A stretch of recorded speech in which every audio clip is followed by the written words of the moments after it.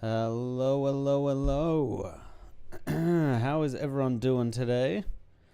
Hope everyone is good. We're back for some more Arknights episode WAP 14. Oh yeah. And I think I managed to get enough resources that we can now E2'ing Wis'Adel, which is a beautiful thing. It is a beautiful thing. Oh, sound on. Alright, where is she? Where is she? Come here. There she is. She's almost there. Boom. Done. And then 100% we have the resources, I'm pretty sure. Ooh, we need these. Okay, we should be able to make this pretty easily. The red ones. The red ones. Where are the red ones? These? Yeah, easy.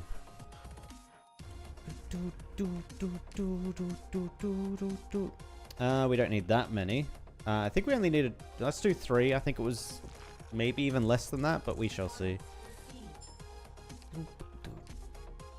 Nope, that was 3. Perfect. Alright. She becomes E2'd.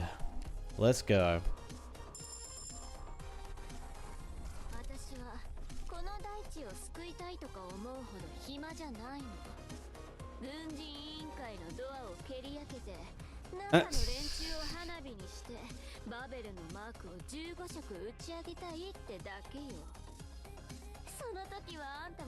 Damn, alright, she's gonna send me an invite to that. I kinda wanna see that. Gonna turn them into Lateran candles and then blow them sky high. Nice. Nice. Damn, she looks dope though. Damn, she looks dope. When you just go into a random cave and come out with a billion guns. Actually, it's kind of interesting. If you look at the weapons, they are literally guns. Like this one up here is a gun, and then there's just this apparatus attached to it, which like makes her able to control them.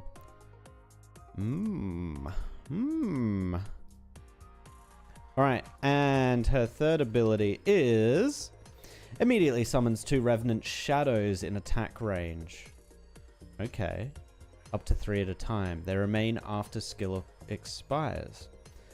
Attack increases by a lot. An attack interval is greatly increased. Okay, so she attacks way slower. Attacks deal 190% attack. Wait, what? Oh, the Revenants deal 150% damage, I think. And then your attacks do 190? Splash area is greatly increased. And talent 1 trigger chance is increased to 100%. What the f... Okay. Talent 1's... Oh, this, right. The stun. Oh, we also got Revenant's Echo. After deployment, immediately summons a Revenant Shadow in attack range and gains camouflage when near a Revenant Shadow. Wait, she's invisible too?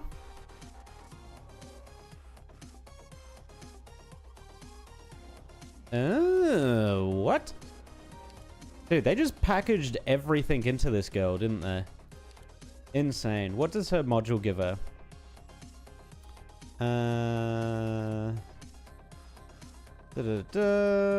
Aftershock dealing physical damage to nearby enemies and stunning them for 1 second. Wait, how is that different? Attack. Oh, I think it's this one? No, the talent souvenir is the one that gets upgraded, right? Yeah. Attacks have 125% attack against the main target and attach an after image to it. After images have a 15% chance to explode. Oh. Talent souvenir upgrade.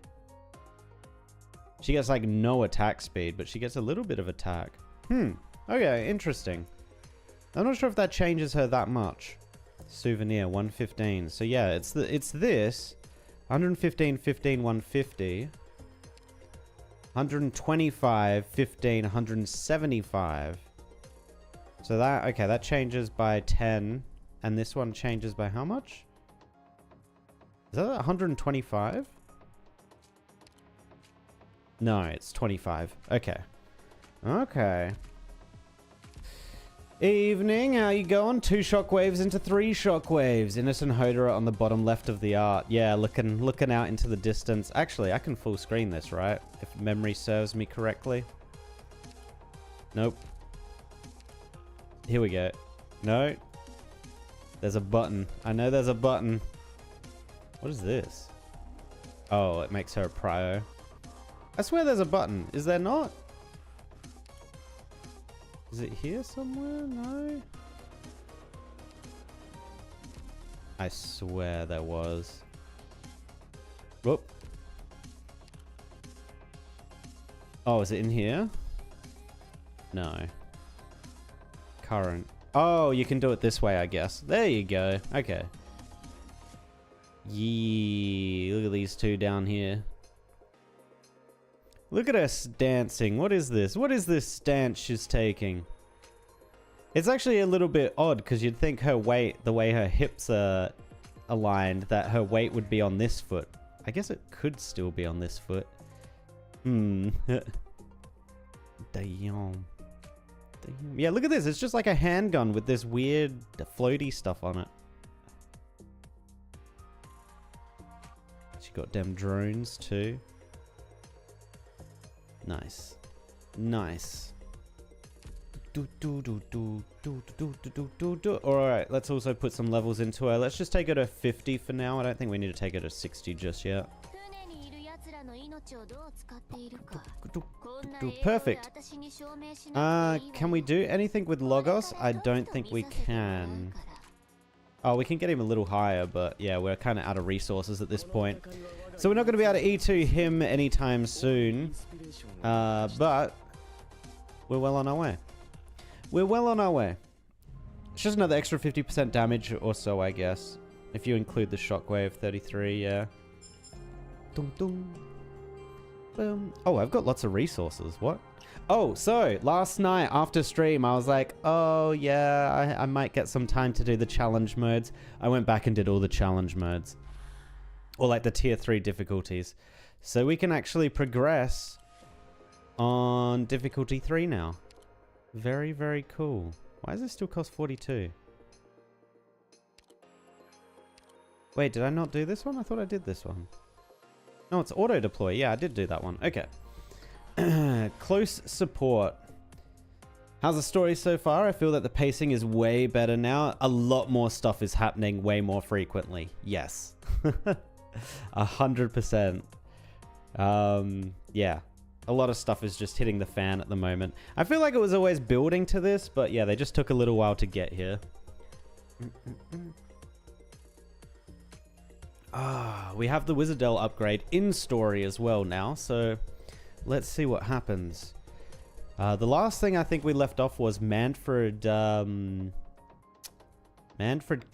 killing, it wasn't clear, killing / capturing Hodera. And also Ascalon getting captured, which I was kind of surprised with. I wonder if she's actually captured or she escaped. I guess we'll find out. Close support. Fight war with war and death with death. Oh.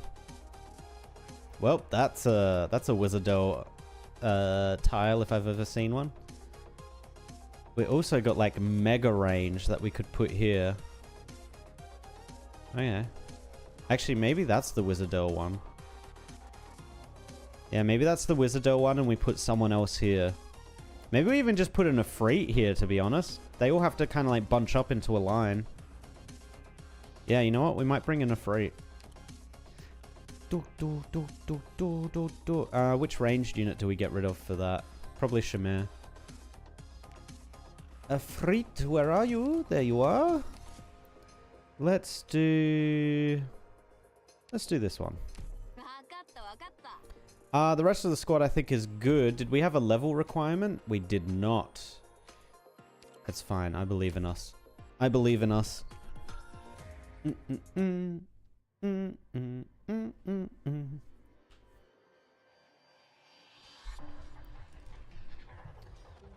What the hell are those things up in the sky? Get down.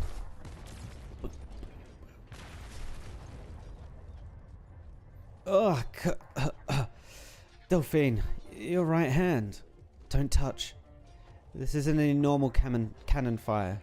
Sark has witchcraft. It's corrosive in nature. I won't be much help. Those people still trapped in the polluted area. It's too late for them. You got shit in the air, stuff growing on the ground, and crystals and dust everywhere. Can't even take a damn step. The Sarkaz want to turn this battlefield into their home turf, forcing us to put down our gear and cower while they pummel us. When it comes to a head-to-head infantry battle, the Sarkaz will surely have an advantage due to their natural physique. Alright, I get it now. It's all just a dirty trick. Which is why we can't afford to get caught off guard. If they ever get the drop on us, we're done for on the spot. Morgan, get as many of our vehicles up and running as you can. Avoid any close combat with Sarkaz infantry. Even if a vehicle is destroyed, don't overlook the mounted cannon. They're the best weapons we've got. Understood. Delphine, send the signalers out as widely as you feasibly can. The exemplars will be able to maintain communication that way, at least. Of course. If we want to push forward, we're going to have to take down that altar up ahead. Horn, covering fire. Roger. Indra, your team's responsible for holding the enemy back. Doesn't matter if it's casters or arts creations or whatever those things are up in the sky. You got it. Dagda's team, you're with me. Same as always? Same as always. I can see the core. Move out. Another altar of Sarkaz witchcraft. Climb, pull up, leap, bring down the hammer. As the war rages on, they've become more and more familiar with these war machines resembling the devil's eyes. They've become more and more familiar with war itself. Veena often feels as if Indra, Morgan and Dagda have changed somewhat. She trusts that the very same changes can be seen in her. Is it a change for the better, or a change that came far too late? The devil's crimson eye stares at her. The hammer comes down hard, and the altar begins to collapse before Siege even reaches the ground. It worked. Whew. We took it down even quicker than the last one. I hear something.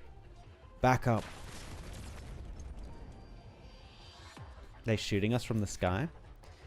Something's growing out of that bloody thing. It's another altar, not far from the one we knocked down. How many of these little buggers did they bury in the ground? Bloody hell. There's no end to them. Siege tightly grips her hammer. They are adapting, but not quickly enough. Trilby Asher, has the location of the stone of the sword changed? I haven't been notified of any changes to the plan. Can the ship still move, with all the Originium crystals everywhere? I'll have you know, Victoria has the most powerful fleet on land. We might be slowed a little, but we're certainly not without options. I hear naval guns. I believe it's the Iron Duke's Gastrel going by the sound. The next round of our assault is beginning. Send in the battleships. Damn, this almost looks kind of Warhammer 40k-ish.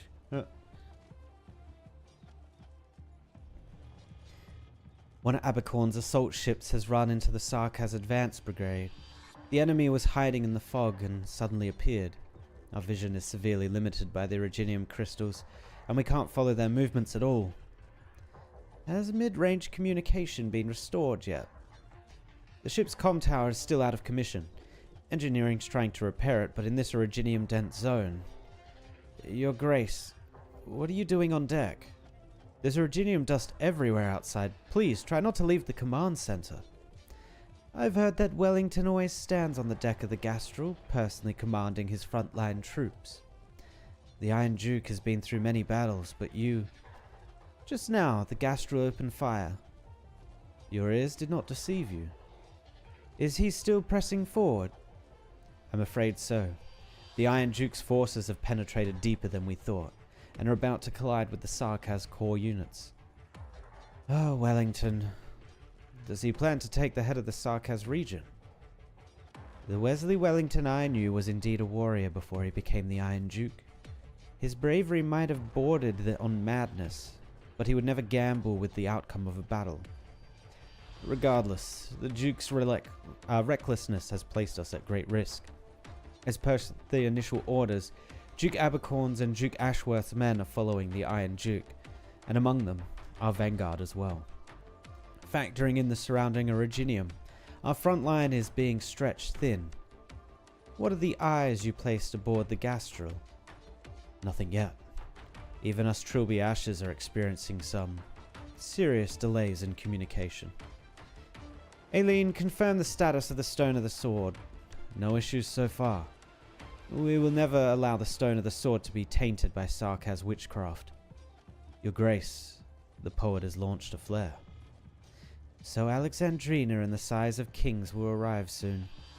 Have your people keep a close eye on them. Don't let the sword get lost on the battlefield. We must put the Size of Kings to work immediately. Unless the comms are restored fully, the so-called Ducal Alliance is a non-entity. Hey, how's it going? Oh, the enemy seems to be getting stronger.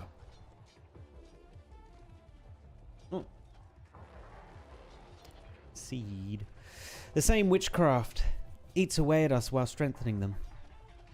Siege, watch out. Ah!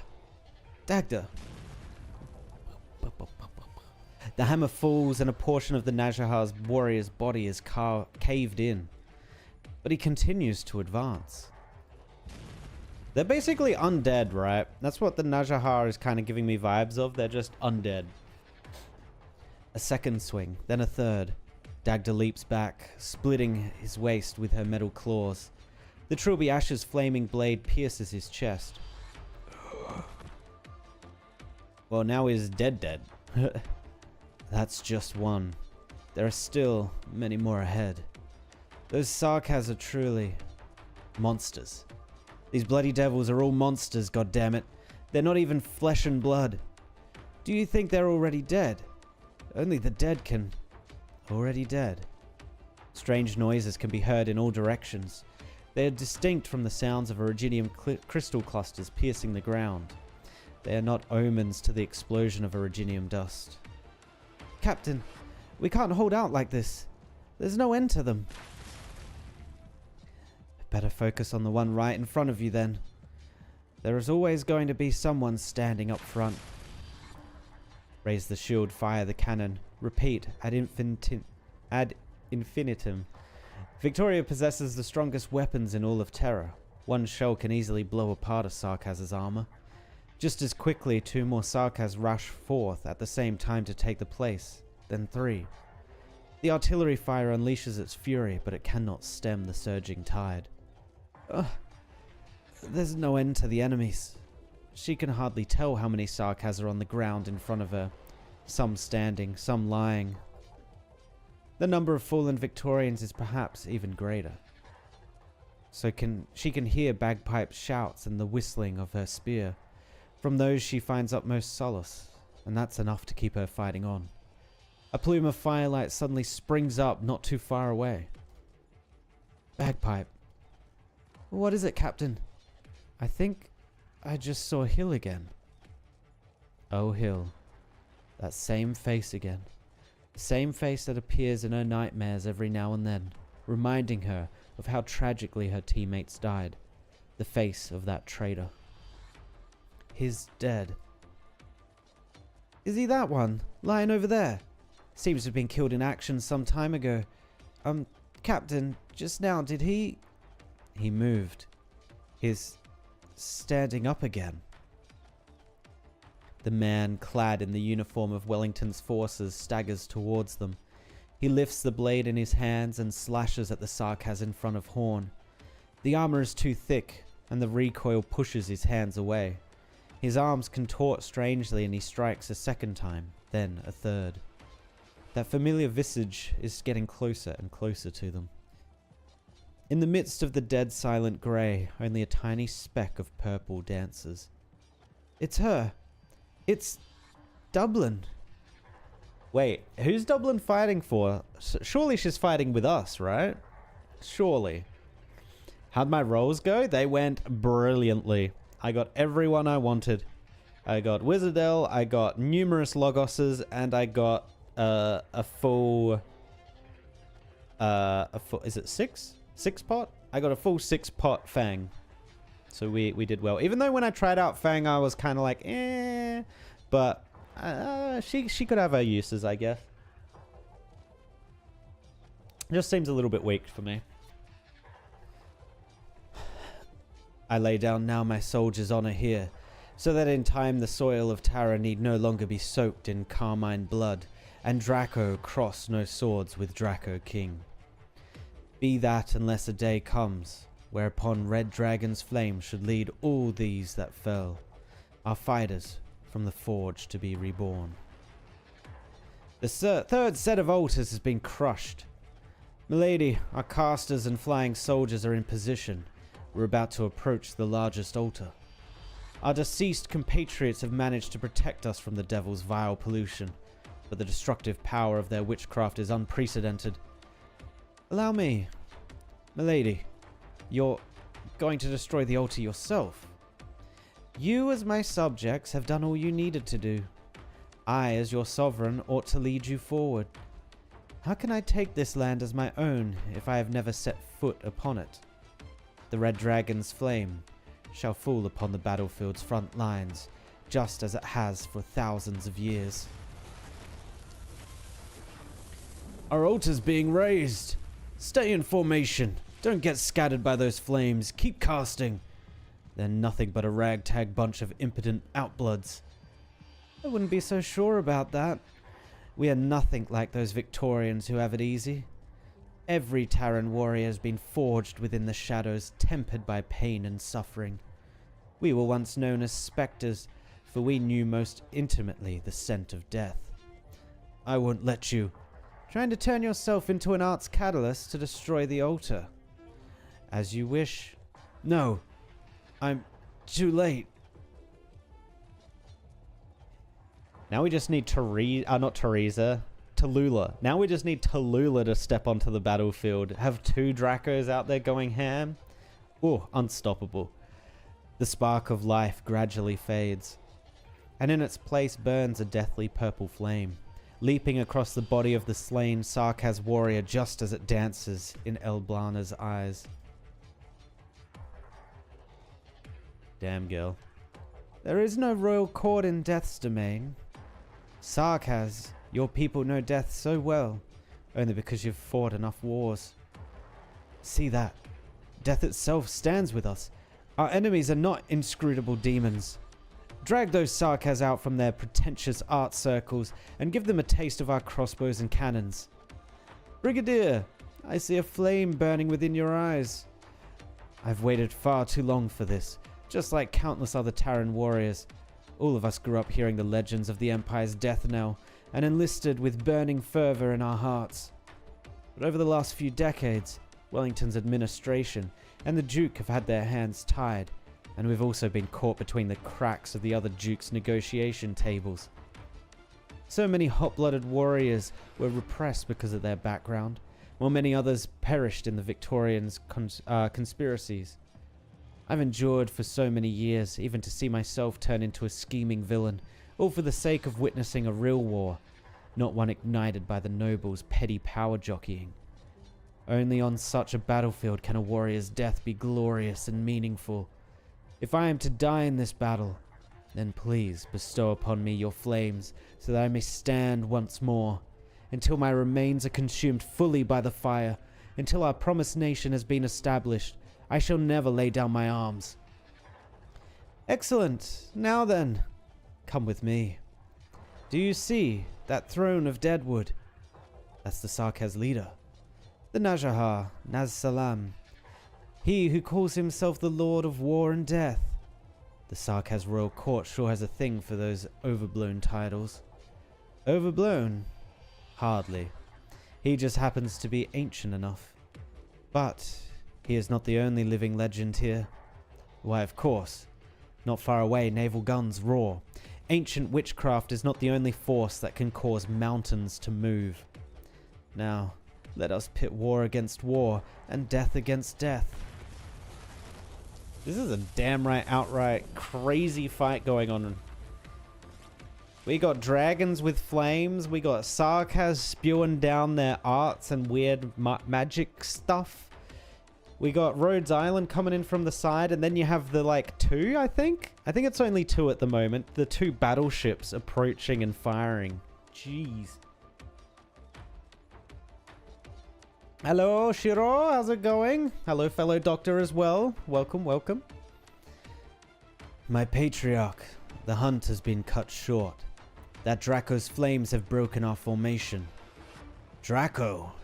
Thousands of years ago, after the Sarkaz first lost their homeland, they once did battle against a red dragon on this very soil. Those flames turned fields of Sarkaz into charred stone. They are still beside us and beneath our feet. We will slay her. A red dragon will sate our appetite for a while. She is not the one who drives this war. The Najahar king turns his gaze towards a certain part of the battlefield. Behind the red dragon's smoke and flames, a huge shadow is rushing toward them at an unexpected speed. The battleship? A titan that casts a shadow across the land, able to shake mountains and rivers with but a single breath. No longer is it a mere red dragon. Unless this is Amnanam? No, it's got to be this. All parameters set. Oh, is it the blimp? Oh, Teresa was moving on with the blimp, wasn't she? Loading complete. Firing interference shells. Target locked on. Main guns, first salvo. Confirmed hit. General, we've swept the obstacles away. And I said, this is his battleship. Good. Gastro, all full ahead. Our objective, the Najahar's throne.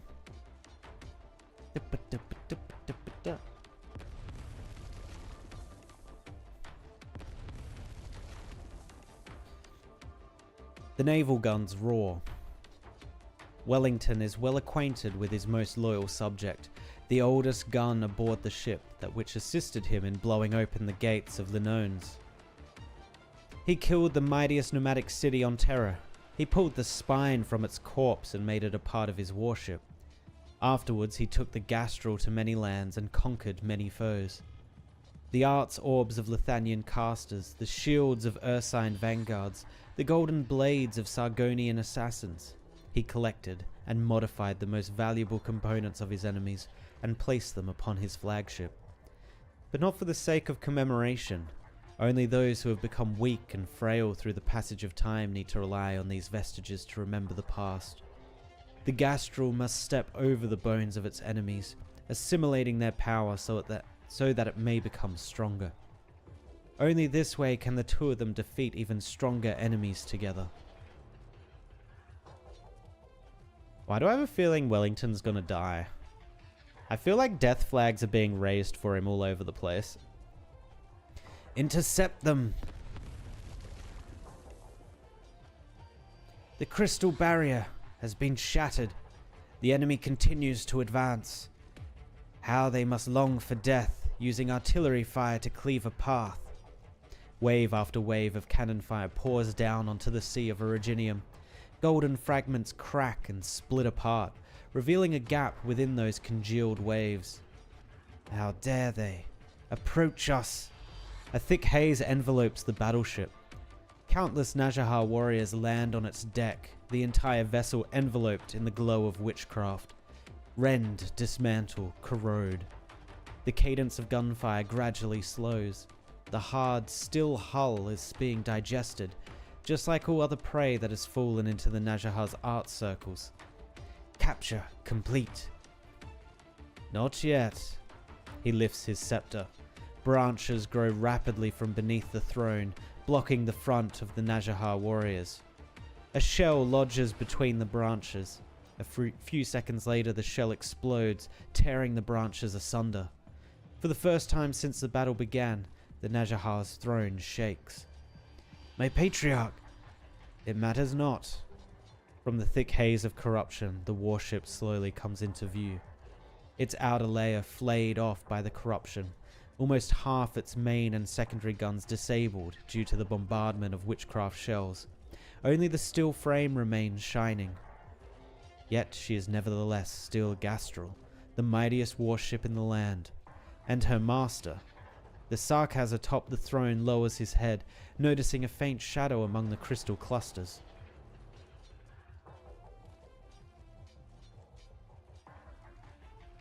General, the Gastro has successfully drawn the attention of the main Sarkaz force. They didn't even notice that we were transferred from the main ship. Wait, something's coming fast. Guardsmen, tighten your formation. A salvo of artillery fire. Only a few tiny twigs fall from the smoke and dust.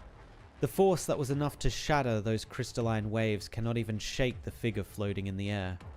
The Najahar king cast his gaze down upon the commander at the center of the army. Not far behind the old feline, the bloodthirsty warship is waiting, eager to tear at his rotting flesh.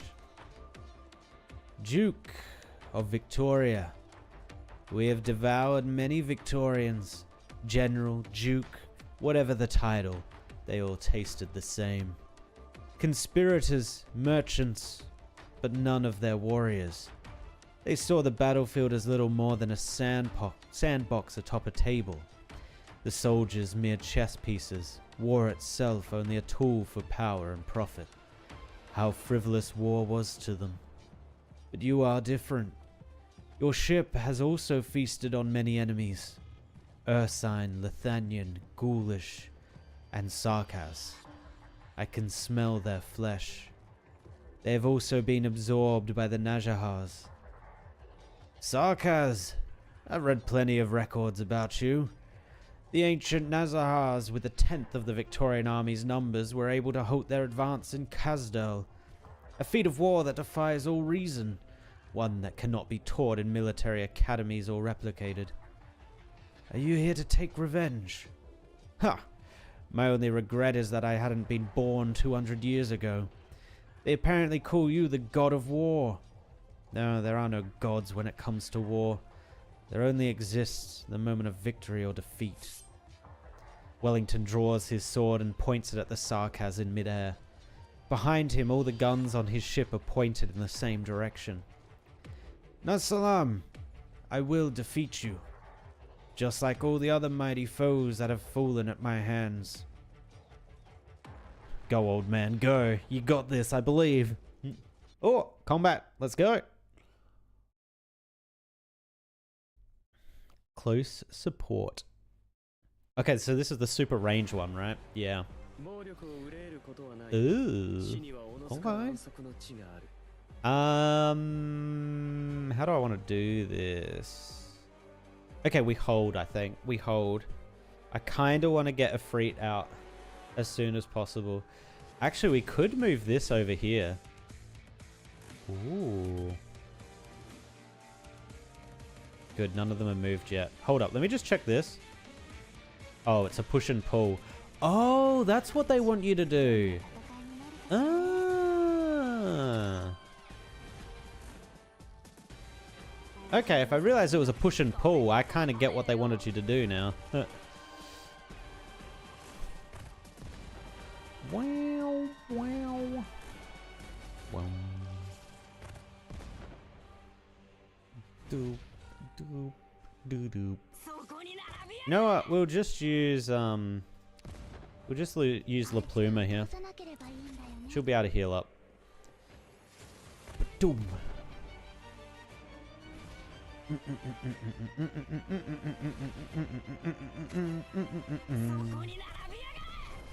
Now we just wait for Wis'Adel, essentially. It gets worse if you place it there.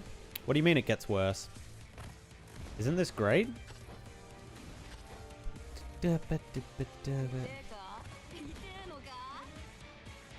then Wis'Adel can go here or here, and she can just wreak havoc. Wait, what is that? Oh, this is a tier 3 ability. Wait, it attacks as well? Oh, that's cool. Okay, what's her actual ability? Oh, we didn't switch it to her third ability, which was still her second one, I think. Yeah, it's still her second one. Oops.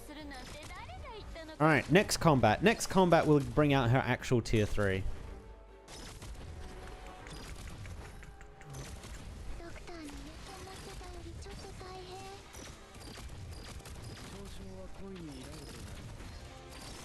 Oh my god, she's a beast. She's a goddamn beast.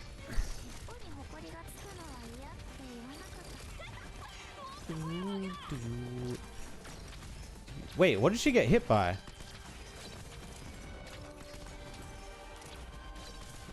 Oh.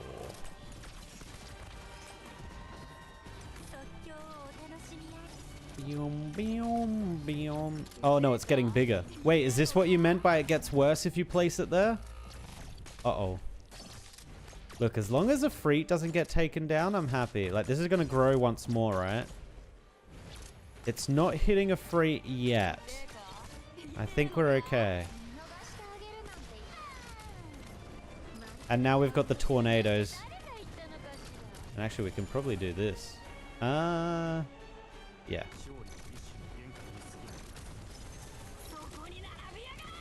Big damage, big damage, big damage. Alright, they should be taking a crap ton of damage walking into this now. And they're getting slowed by Wis'Adel. Oh, that's perfect. And we can activate this to slow them even more. They never stood a chance. They never, ever stood a chance.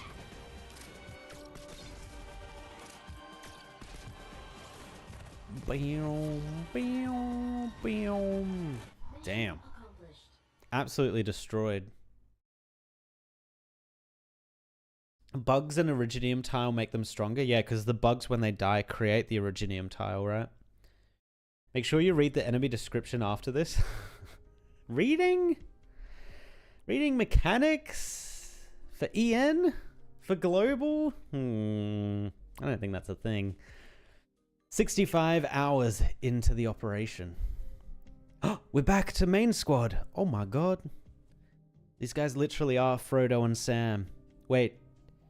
Wait. Who in this situation is Gollum? Is it the Doctor? Oh no. The battle between the Ducal Alliances and the Najahar is brutal. Just further ahead is Silver Rock Bluffs. The Originium response is intense, and the vehicle has already been paralyzed. Vina should be arriving at the front line soon. When the size of kings and the stone of the sword become one, we'll be able to see it from our position. Catastrophes be sundered. It's only a myth. When people see things that defy explanation, they tend to exaggerate and romanticize them when passing down those to generations. The Victorian shield and spear. The shard is an application of Originium on the same level as large-scale witchcraft devices, and the size of kings is able to neutralize certain Originium reactions. I see you've done your homework. Oh, this is a long one. Hold up. To this day, the people of Terra's best solution to catastrophes has been, and still is, to avoid them.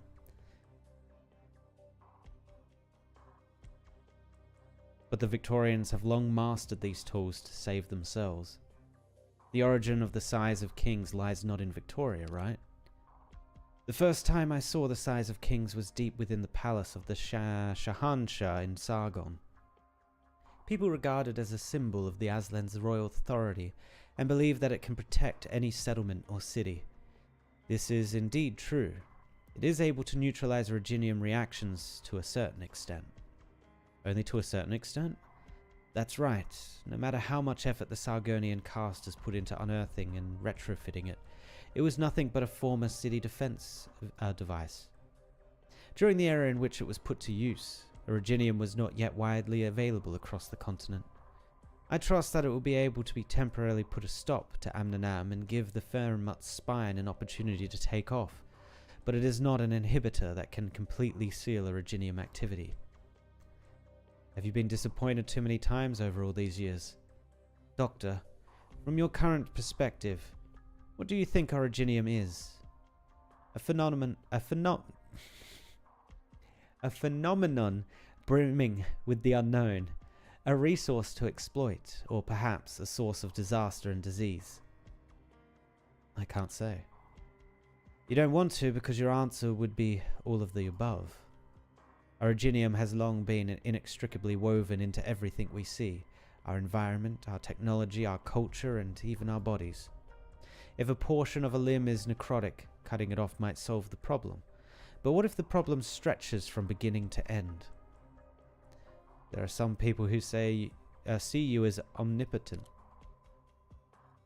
Why are you looking at me? Doctor, you asked if I've ever experienced disappointment. Is she gonna say I was disappointed in you?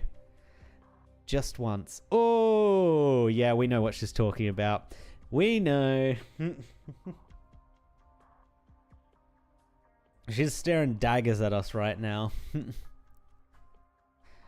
I allowed myself to become overly dependent on one person, made a series of poor judgments, and paid the price. Are you referring to me? But it doesn't mean that I'll stop believing. It is difficult enough to rebel against the very foundations of our origins. To pin your hopes on just one technology, or one person, is utterly unrealistic. Doctor Kaoshi, please take a look at this. There's a cave up ahead. Wait, is this Wis'Adel's cave? Are we about to get tricked out with new weapons too? Wait, no. No, surely not. Surely they're just using the same art. Someone's concealed the entrance. Crude, twisted.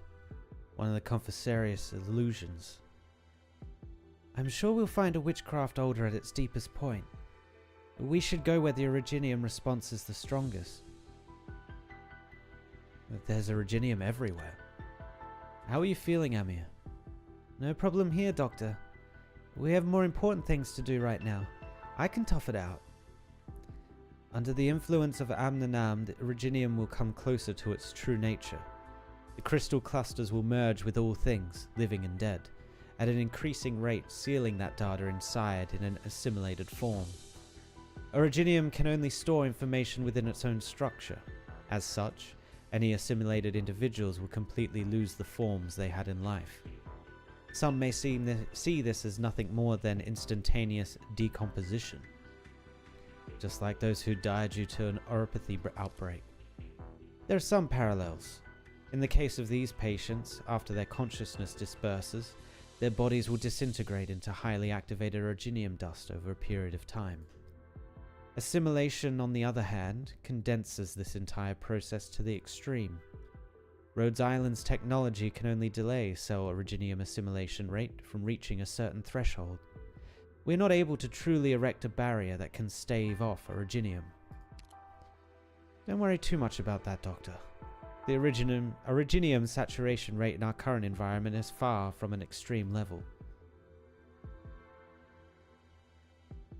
Is our situation not extreme enough still? Right now, we can still breathe and move about. If we're quick enough to stop the originium from spreading further, all hope is not yet lost. Dr. Kaoshi, Doctor, I can hear enemy movements. Logos, please prepare to intercept the enemy. Intruders? It's the Banshee and... Ugh. There are quite a few guards, but they're not difficult to manage. There must be greater dangers yet lurking in the shadows. Doctor, please stay close to me. The interference of Confessorius witchcraft is making it hard for me to pinpoint the exact location, but the blood of Tikas is undoubtedly nearby. Wasn't the blood of the Tikas absorbed by that crazy Confessorius? Tikas' blood roused the first originium from its slumber. Over the millennia, the fate of the Sarkaz has been tangled together with originium. Amir and Logos are suffering, or rather, they've shouldered this pain the entire time just to come this far. What about you then? You think of all the times Kaoshi had to suppress the words she wished to say. You are not only a witness and a bystander. Surely, you share a deeper connection with originium, with this war, and with everything that's been going on. Oh, damn. Okay. This is the blood of Tikas. Dukaral's obsession. This so-called pure blood is free of impurities. By itself, it possesses no inherent power. Amir, cut off its connection to the altar. Got it. Wait. Dr. Kaushi? Monster, attack the corpse on that guard, of the guard over there. He's not dead? Wait. Is this the frickin' copycat guy and he just copied Monster? There's another monster? No, there's more than just one. All those defeated Confessarius guards weren't real guards at all. Near-perfect replicas. Only he could decorate this cave to look nearly identical to a real altar. This was a trap designed to lure us in. Damasti. Amir, get behind me. Monster stands in front of you, and you grip Amir's hand tightly. The blood of Tikaz is collapsing, along with the entire altar, the surrounding rock walls pressing ever closer.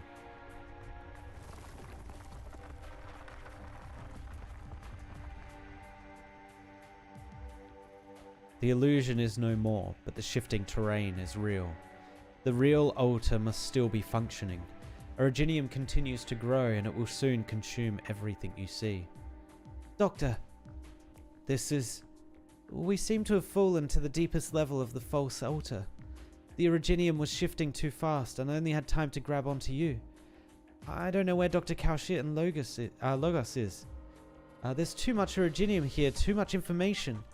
I can't sense them at all. They're probably far away by now. They want to stop us from destroying the altar. But you still might be the Confessori's real target.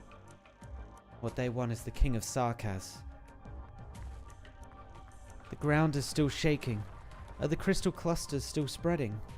Wait, that's... Ah... The scuffed Balrogs. A monster suddenly crawls forth from the Originium's depths.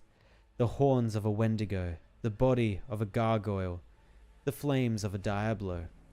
You've seen these before in the Confessori's stone sculptures of the various Sarkaz tribes, but never before sharing the same body.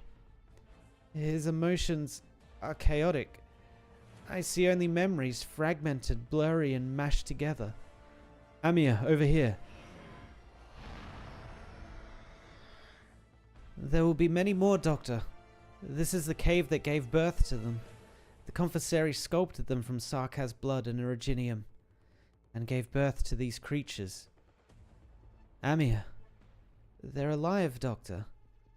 They aren't chunks of rock or constructs of witchcraft. They're living beings. But they obey only the call of the Confessorius. They do not feel any pain, nor do they cry for their fate. People would normally call these creatures monsters. That's right, monsters. Here she is. Didn't she absorb it? She is the Tikaz blood at this point, I'm pretty sure. Or alternatively, chimeras. Who are you even mourning for? For these mindless kin or for yourself? The chimera forced to wear a crown. The fight is about to begin.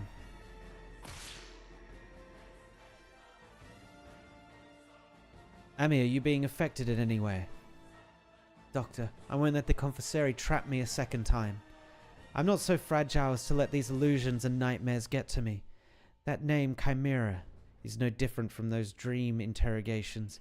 I've heard it many times before. I have no right to be here if I let myself get shaken by that. Beyond that, however, I swore that I'd never let my immaturity drag you down again.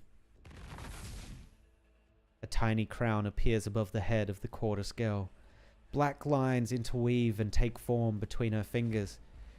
Your connection with the king is deepening. Perhaps, but it might not be enough. Oh, still okay? Amir, don't be in such a hurry to leave. These clones are nothing before my incantations, Demazi.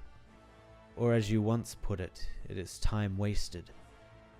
We remember, That performance and that stroll. We talked for quite some time.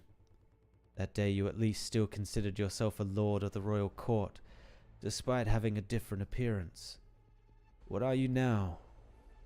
We try to take on different identities, but these varying journeys have yet to provide us with an answer. What we conclude is the path has neither beginning nor end. It is a cycle. And you sought out death to prove it. At death's end is nothingness. The myriad souls you speak of have said nothing to us. Banshee, how did it feel to sound the bone whistle for us? Shatter.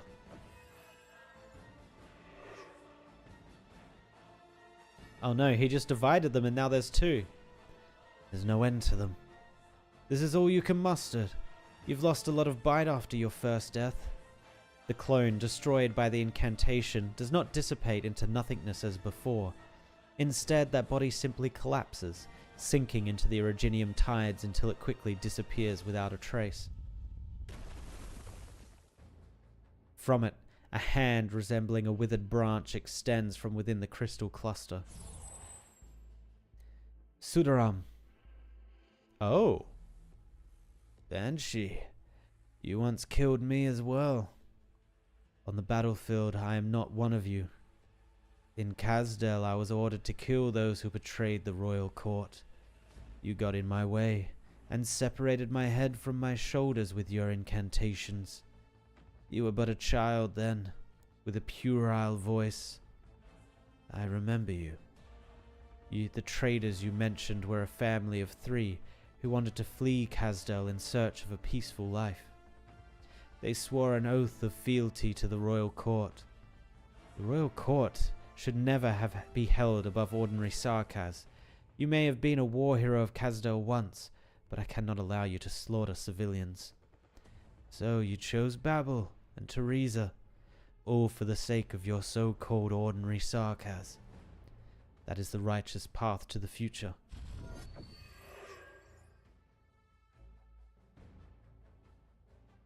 But even after she died, you still didn't return to Wis'Adel.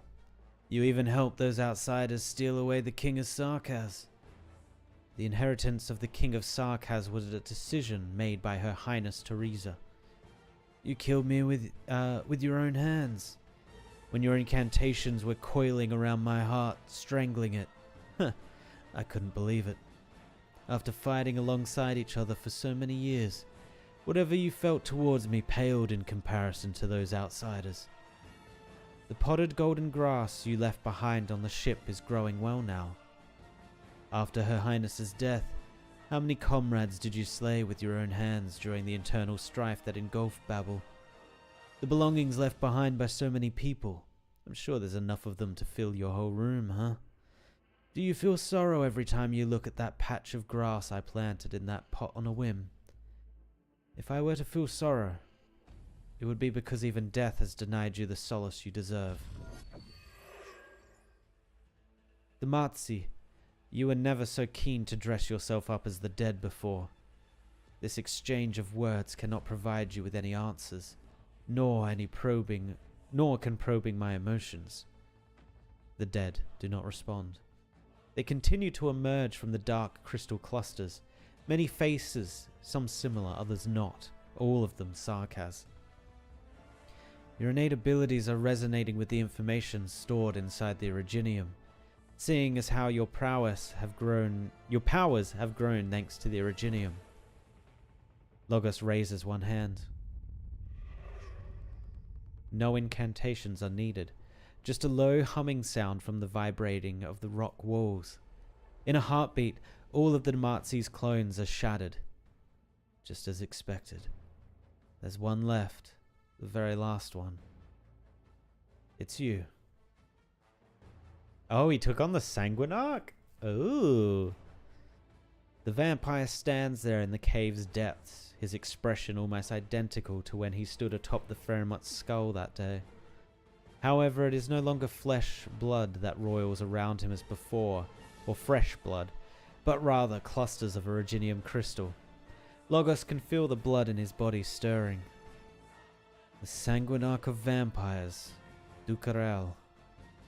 You're not like the others. I know this. You are not one of the Dematsi's avatars. Wait, has he returned? No. No, surely. Lord Dematsi, this portion of you decided to assist Chusats. Okay, we're going to call her Chusat. Chusat. No, we have no interest in helping anyone in particular. We are simply searching for answers. Kaoshi, we have met you before, when the Sarkaz were not yet Sarkaz. You walked across us. I have no recollection of any such meeting. At that time, we were unable to speak, and then the first king of Tikaz came in contact with Originium. That was our first awakening. The first individual rose up from among us. We felt one another. We had existed for an unknown amount of time before that, but it was only at that moment when we became aware of our existence, because we began to think. Originium will assimilate all life forms it comes into contact with, not just you, but also the original vampires, banshees, and wendigos. All Tikaz have changed. You are approaching the form of another entity that once existed on this land. Then, what are you? She's a lab baby.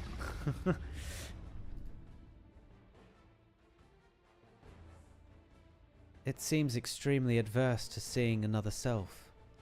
Kaoshi, the immortal. Do you still remember what you looked like at first? The immortal is a figment of certain people's imaginations, and a misrepresentation of myself.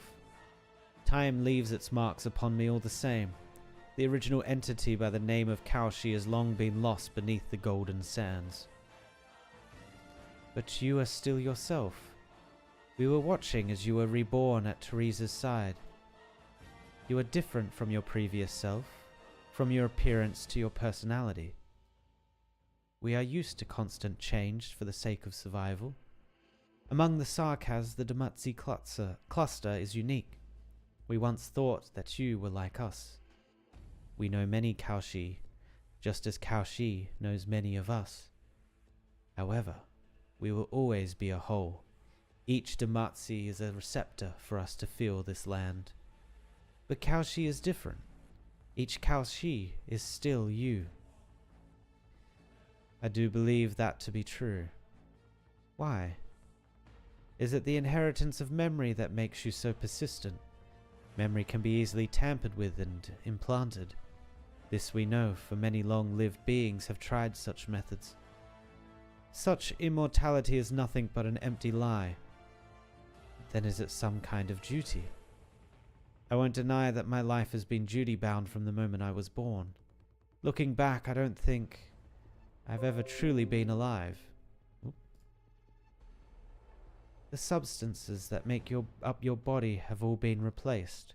The memories inherited from your previous self are unreliable. The mission imposed upon you may not even be your own. Kaoshi, what is it that has kept the continuity of your Okay, let me start that one again.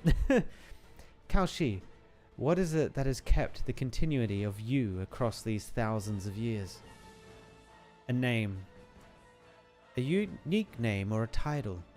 It is a question that so many emotionally deprived Sarkaz would be keenly interested in. This name has many meanings. The person who gave me this name and the people I care about are now in danger. This isn't the time for us to be having this chat. We did not expect you to be this sentimental. Monster.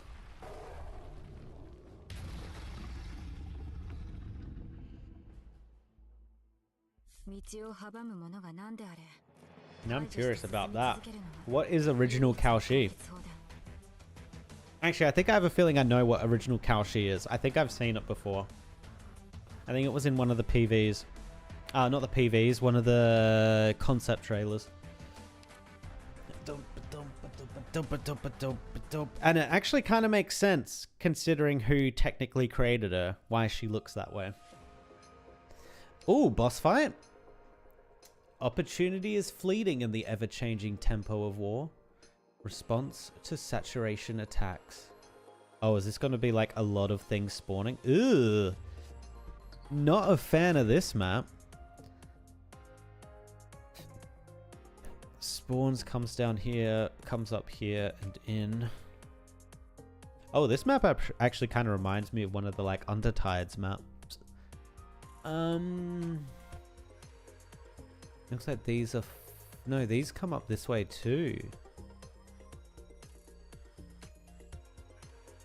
I mean, we could put a puller here.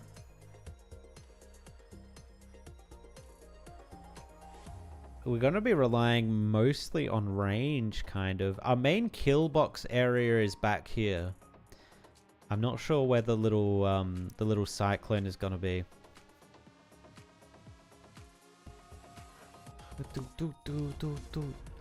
Alright, so if we're going to do that, I think we probably need... where is he or she? Gladia? You know, we're probably reaching E2 level characters at this point. We might have to dump some characters here soon. I don't think we're going to be able to use La Pluma.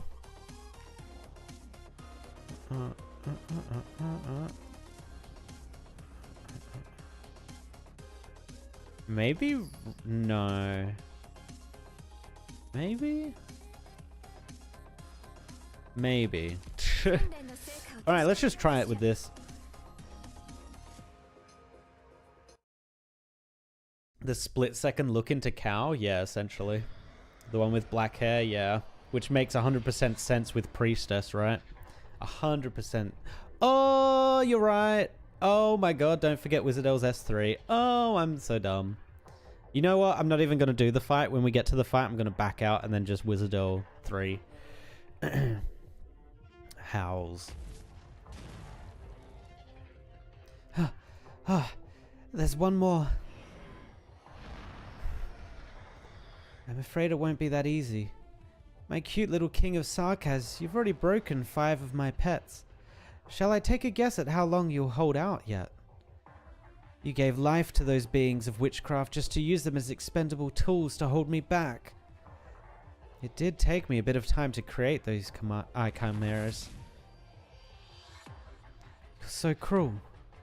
You go around spreading that rash of empathy everywhere, just like Teresa. When she lost to Therasis, the regent thought it would be a good opportunity to retake the crown, but to our surprise, she had already passed it on to you before she died. Quite the well-conceived plot. Even with our eyes and ears everywhere, we were unable to detect it before it happened. Were you also fooled by her lies, Doctor? I have no idea what you're talking about. Poor soul, you don't even remember a thing. You desperately serve this King of Sarkaz.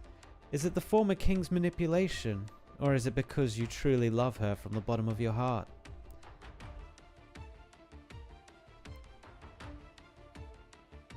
That I'm actually able to answer. Shusat, ambition will bring even greater harm to the Sarkaz. Teresa would never allow him to usurp the crown. Such meaningless prattle, my dear little rabbit. Just ask anyone on the streets of Kazdel, and they will tell you. For us, the departure of the King of Sarkaz is the gravest disaster. Oh, right. Spare me whatever you might say about fairness.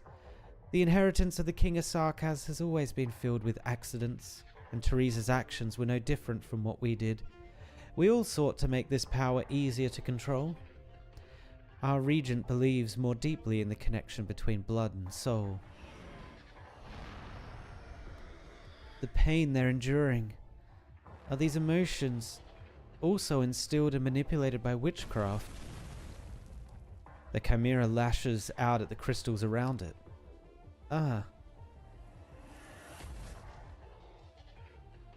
Amir, the Iridium activation levels are changing extremely quickly. Doctor, you don't need to worry. I can get accustomed to it, this confessarious witchcraft. Over the last few years I've been learning. I remember all the treatment methods Teresa taught me, as well as all the instruction I've received from Dr. Kaoshi. I can feel the connection between me and the King of Sarkaz. It has not left me. It just hurts a little bit, that's all. Utterly meaningless. Go now. That one is of no value anymore. The crazed chimera rushes towards you. From Chernobog to Londinium, you've encountered all forms of foes, some of which defied your wildest imagination. But the enemy before you looks like the most formidable one of all. It is the product of the Confessary's manipulation of blood, combined with the ultimate embodiment of Sarkaz's physical strength. Sailors said that Sarkaz are much stronger than Cordyceps, but you know that even Amia's body is vastly stronger than yours, and yet you still have an advantage. Something sets you aside from others, something that makes you one of a kind. I won't let you. The black lines of the Sarkaz King run through the chimera in front of you, but the claws of another chimera are about to reach your head. It's almost time. Take a small step back.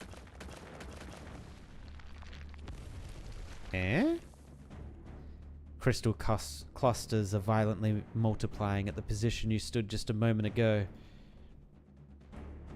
One after another, like flowers brought into full bloom through arts, sharp stones tear the ground and rock wall. The same is also true for the chimera closest to you. Its massive body crashes to the ground, originium dust kicked up in every direction, rubbing and colliding, exploding in a dazzling gold. Just as calculated, the surrounding originium rocks have reached a critical point of collapse, overcharged by witchcraft energies. A mist of fine crystals rain down onto your mask. You gaze upon them, harboring no ill sentiment whatsoever. Originium will never harm you, and deep down, you realize this once again. But the same is not true for the others. An instinctive fear swells in the eyes of both Amir and Salus. Amir approaches you steadfastly, while Salus shows a hint of hesitation. And it was in that moment, just one brief moment, bind. My hands and feet. Banshee. Salus is about to let out a scream, but the ensuing incantation preemptively seals her power. Your voice is grating to the ears. You spend too much time playing with pelts while knowing nothing about weaving a stanza. It's time. Right. Salus. The black particles no longer revolve around you, but instead form into a sharp sword. You cannot help but to look into the face of the blue-haired Confessaris. Her emotions have almost faded away, as if already having made peace with the imminent fatal blow. So, this is it. The King of Sarkaz's verdict. You. Don't misunderstand. I did everything I could to try to survive. I failed to recapture the King of Sarkaz for the leader, and made a grave mistake, which is why I was deceived by the cunning pest beside you. For the sake of this life, I should try to atone for my sins. Is that it? You were willing to sacrifice yourself for Chusart's plot. He is our father, our progenitor. Disobedience is not an option. I truly hate Chusars, and I hate you too. Why do you choose to resist? Amir, are we not just chimeras implanted with hope?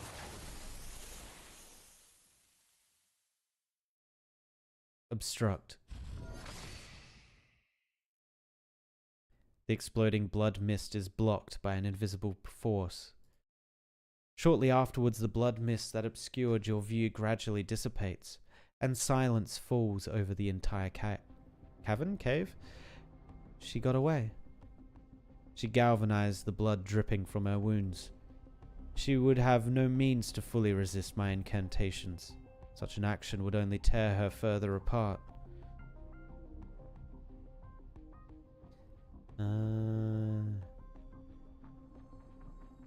As long as Salus is not killed completely, she'll find a way to escape. And where do you think she'll escape to?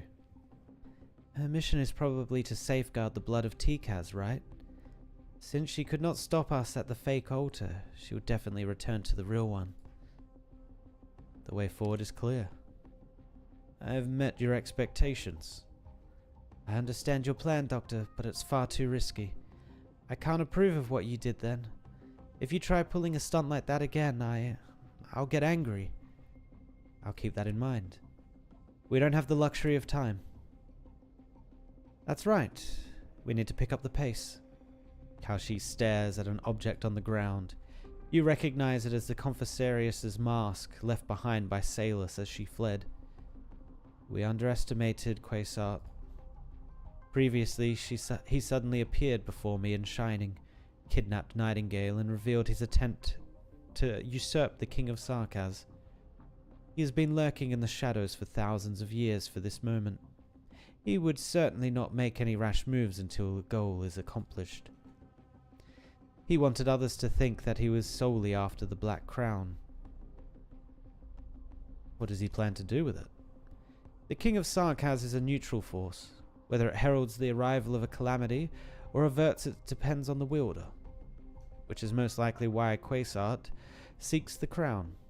He wants that authority to be vested within his own hands, to touch those secrets passed down for eons, to seek even greater power from the point of origination. Amnanan. Quasart, Ducarel, and Theresis. While their ultimate goals may be different, they all converge upon the same destination. The Sarkaz have always been deeply influenced by Originium. I fear, however, that this influence is being directed on purpose, or that it is uncontrollably penetrating into the deeper level.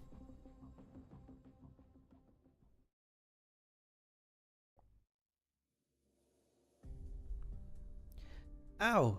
I think I'll be fine. Physical condition has stabilized. Logos says that the lingering traces of Confessarius witchcraft have already dissipated. Thank you. You have cracks in at least 3 rings. It's nothing serious. Just some battle damage, that's all.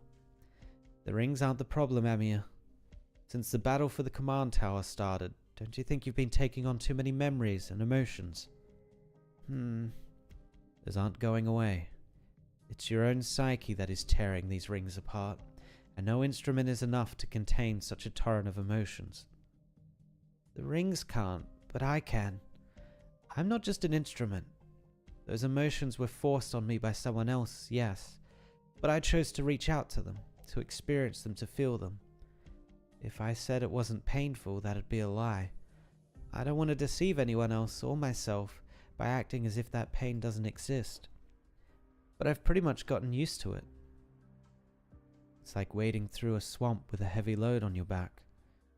Amir, I'd recommend reinforcing those rings. No. To save even more people, I need even more power. I've told you again and again that this is what I wish for. Doctor, how's Amir doing? Not ideal. The solutions we have for all these problems are only stopgaps at best. That feeling of seeing yourself and everything around you sliding into the abyss is no less harrowing than physical illness or pain. I can't change the fact that she's infected. Amir's is unwavering. When Her Highness Theresa brought her before us for the very first time, she was but a child. I still remember her gaze lingering on the feathers on my horns. How'd she react? Without any fear. Only a friendly curiosity. Even I found myself somewhat shocked. I was planning to take a step back like Scout and the others, but Amir actually came up to approach us herself. That was a time when a good chunk of Babel's core members were Sarkaz. We had horns of all shapes on our heads, some more imposing than others, and there were crystals all over our bodies.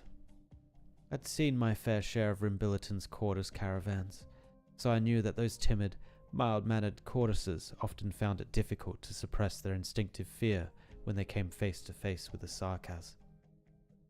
Maybe that was just her nature, or she had an exceptional upbringing. Amiya showed no sign of distinguishing between the Sarkaz and any other race.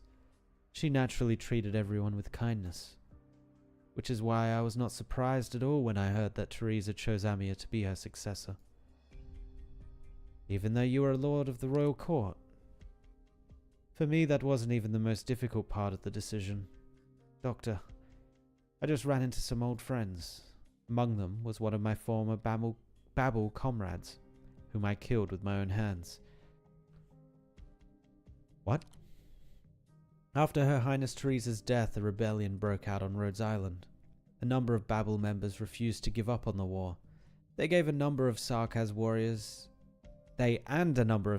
warriors decided that we ought to take revenge and return to Kazdel to reclaim power. But the more extreme among them, they wanted to kill Amiya. The team that once belonged to the King of Sarkaz turned completely away from Kazdel. They saw this as a despicable theft and unforgivable betrayal. And Dr. Kaushi, along with the non-Sarkaz members of Babel, were seen as the culprits. All of them used to belong to Babel. Many of them truly believed in Teresa and were willing to lay down their lives for her and Babel's ideals. The man I killed almost lost his life at the hands of a military commissioned caster. I saved him, only to take his life later on. That must have been a heavy toll on you. Logos, the Babel member, already made his choice. After the rebellion, the mercenaries and the Sarkaz warriors pretty much all chose to leave. Among Babel's official rank and file, only a few decided to remain. Babel was no more, and Dr. Kaushi forbade anyone from mentioning the King of Sarkaz. Why did you stay with Rhodes Island? It's true that I did plan to return to the valley following Her Highness's death. Kazdel had lost its king, and nobody could predict its future. As the master of the Elegiac court, I could not run away from my duty to my home. But before I left, Scout pulled me aside and said that he and Misery were throwing a farewell party for me. I said that drinking was out of the question, and that I didn't want to ruin my new change of clothes. But turns out they wanted me to help paint. Paint? They were preparing to change the landship's markings. Outcast was the one who convinced me to take the job. No idea what kind of messed up rumors Closure had poured into her head. She said Banshee incantations are magical, and if I were to make the new sign, Rhodes Island would surely have smooth future voyages. And that came from a sancta. So did you end up making the sign? That was Closure's job, actually. I warned my colleagues not to let her slack off. Pretty cool of you. The work was done in no time. After finishing, we all looked up at the sign together. Ace asked when I was leaving, so I gave them 2 dates. The first was when I'd be leaving the landship, that very same day. The next was 3 days later. 72 hours is the shortest time needed to make a round trip from the place the landship was docked at and the Valley of the Banshees. When Ace heard that, he immediately told Scout to give him 5 days' worth of booze money. Scout wagered that I'd be back in the valley for more than a week. As for Misery, he pulled a welcome pack ribbon out of his pocket and replaced the farewell banner that he had originally put it up as a joke. You're all such good friends. I carry a lot of responsibility on my shoulders, and even if I don't want to set any of them down altogether, I still have to pick and choose what I prioritize. But I knew from the very beginning that I made the right call. Doctor, I've not questioned you since you returned from Chernobog. You have no memories of the past, so why do you choose to remain with Rhodes Island even now? Why are you willing to take immense risks and dive deep into the dangers ahead? Lord Banshee, Mr. Logos, the road ahead has been blocked. The Doctor and the King of Sarkaz would like you to hurry up. Are we going deeper? Or are we going somewhere else now? A newly formed rift. This huge rift suddenly appeared out of nowhere. The blue-haired Confucius went through it, so we're definitely on the right track. But right now, the Originium is reshaping the terrain with increased frequency and severity. I can feel it. I trust you can as well, Amir. The ground is trembling. The Sarkaz's emotions are resonating violently with the Originium. Their rage is gathering, and it shakes this land like a storm. When the blood of Tikaz is used in tandem with Amnanam, the battlefield itself becomes an art circle of colossal proportions. The Originium arts of the rampaging Sarkaz are amplified, and in turn, that increased power promotes the spread of Originium. A similar situation took place thousands of years ago. The Sarkaz acquired witchcraft through Originium, and through witchcraft, Amnanam was awakened. In the centuries to follow, violent storms flayed the land, and great fissures cut deep into the earth. The Originium had almost completed its mission of devouring everything. You were able to stave off the end of days? That is not something I can do, or should. The war ended before Originium could completely engulf the land. The Elders, the Ancients, and the Sarkaz all suffered losses so grievous that they were unable to carry out any more large-scale conquests, at least for the time being. War knows no end. Oh, we're going into combat? Okay, we got to bounce out and skill 3 RW, or our Wis'Adel. Actually, let me just see real quick. Oh, it spawns there. Well, that's kind of sucky. Okay. Yes, abandon. Full refund. Nice. Oh, we also don't need a free anymore. Ooh, angry Efreet. Very angry. Skill 3. Efreet. Who do I want to bring?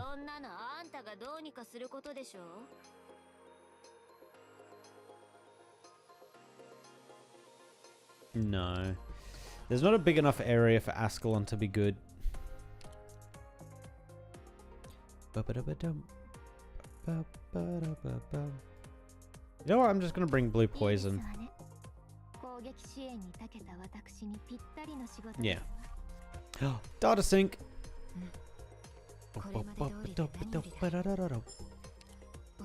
Yoink and yoink. Wait, we get her skin, right? Yeah, 9. Let's do some mining. 1,000, come on, 1,000. 500, half, boo. Claim. And we have a free roll. Use it.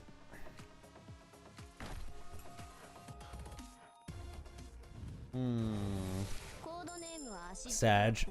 It's just an acid drop. I wonder if the first Originium used by the Sarkaz caused everyone to hate them. Because they created Amnanam, who I'm still not exactly sure what or who that is. But it sounds like something awful. Actually, why am I here? I didn't mean to do that. Hey, Cruz. Sure. Ah. Ba, ba, ba, ba, ba, ba. Bum, bum, ba-dum, bum, ba-dum. Alright, we didn't get rid of a free. Who did we put in for a free? It was blue poison, right? I don't think we changed anyone else. Oh, make sure she's skill 3. Yes. And I think that's it. I don't think we need to change anyone else. I'm going to change her back to skill 1. Actually, I might even just... I might just pull her out of the team pretty soon, to be honest. I don't think Fang Ult is very strong. Disappointment. Alright, here we go. WO to skill 3. Let's see what she does. Alright, how do people move here? Let's see. First red line. Oh, that's annoying. I might actually do this to slow them down. Because they take damage on these red tiles as well, right? They're not taking as much damage as I'd like them to, though.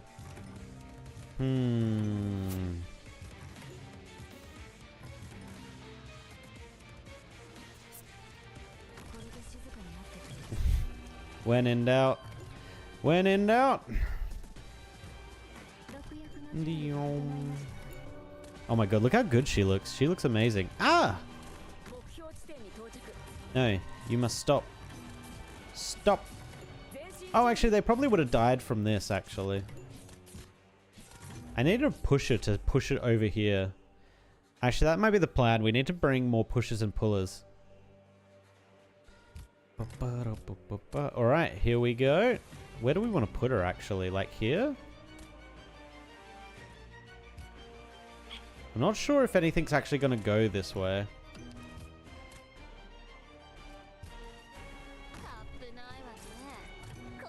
Oh, she can put it down on the ground. I did not realize that.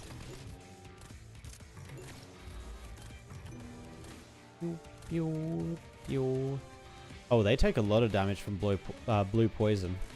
Very cool. Oh, I just got rid of... Well, bringing Gladia was completely useless.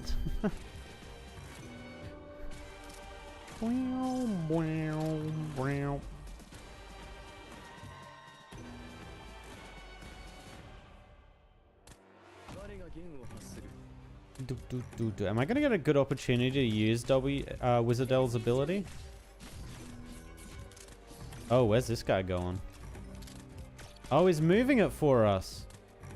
Very cool. Alright, delete him. Oh, it's like a rocket launcher. What the hell? Uh-oh. What the... Okay. Wait, that does AoE damage? Ooh, I want to see that against a boss. Oh my god, look how big this thing's getting. Oh my god. Oh, W's dead. Oh, so is she. Oh my god, so is she. Oh my god. It's huge. Wait, is this a good thing though? Because now they all take damage? So if I actually like hold them here... Oh, they're not going to get held though, are they?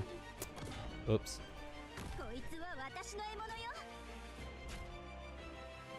Ah, shit. Are they actually going to make it? They're going to get in. Okay, this is a difficult bit. Oh, shit. Oh, and then it goes back. Okay, I need to rethink this.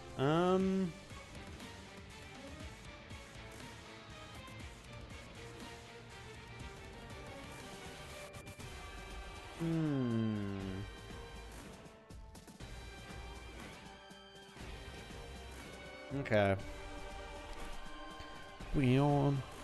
Wizard's third ability can still be used to just summon her turret, which just amplifies her auto attack once the skill ends too. Oh. If you put Gladia where W Alter is, she can hold people. Yeah, I realized that a little bit later on. I realized I screwed up that space.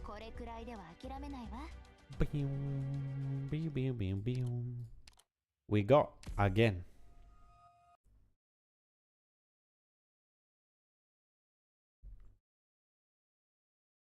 Alright. Let's see if we can handle this a little bit better.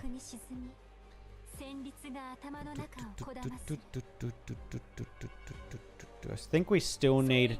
Actually, no, we don't. Hopefully Gladia charges this up quick enough. Yeah, she will. Sick.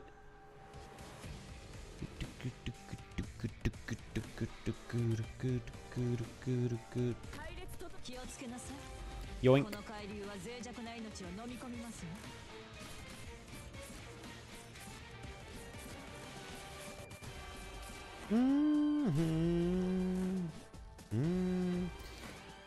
I don't want to place anyone down because as soon as this moves, they might just die.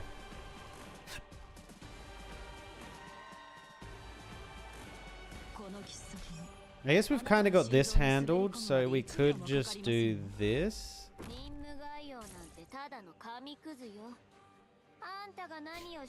I don't think they actually spawn that fast here, so we should be able to handle them.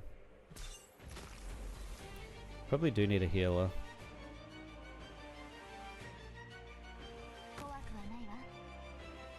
Even just putting the healer down means Fang's gonna start ticking up health.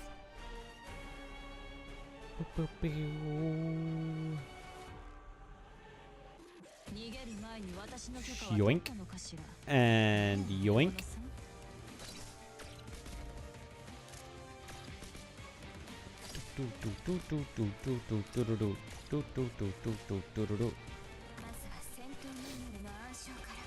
She's going to be a sacrifice, Rosa, if this moves. But I want to catch this guy when he moves forward. Deal some damage.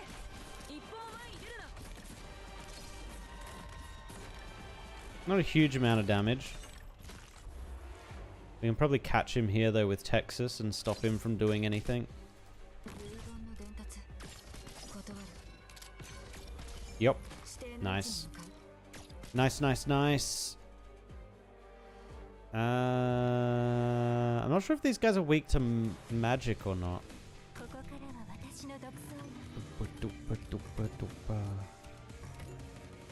So simple. Yeah, I know, right?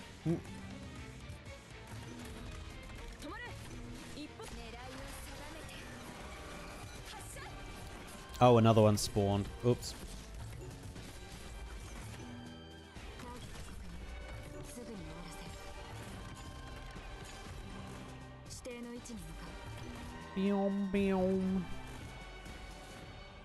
I think this one's gonna die pretty quickly, right? Maybe not.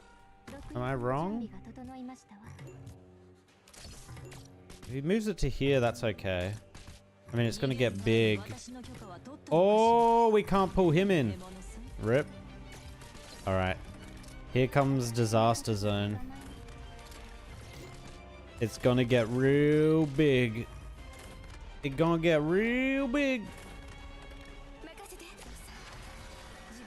But we already killed this guy, so lol. Ow. Oh, you're gone. Rose is gone. Oh god. Let's see if we can keep her alive. Oh my god. Oh my god. Oh my god.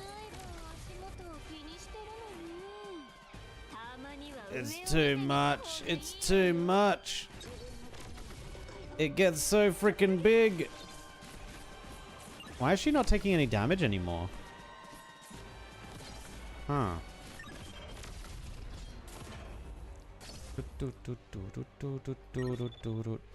No, you. You're gonna take a lot of damage from entering this place as well, but I'm gonna leave her.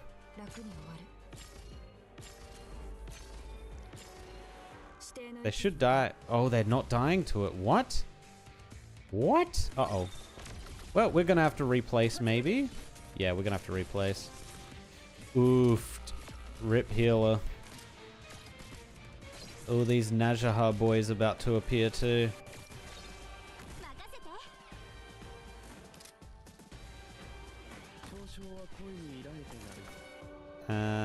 Where's it moving to? There? Blue poison might... I'm struggling for space. There we go. No, I think she's gonna get hit there. Yeah, she is. Bugger. I think we got enough damage though. I think we're all good. Yeah, okay, that's chaotic working around that windmill. Or the cyclone, blood cyclone thing. Jeez.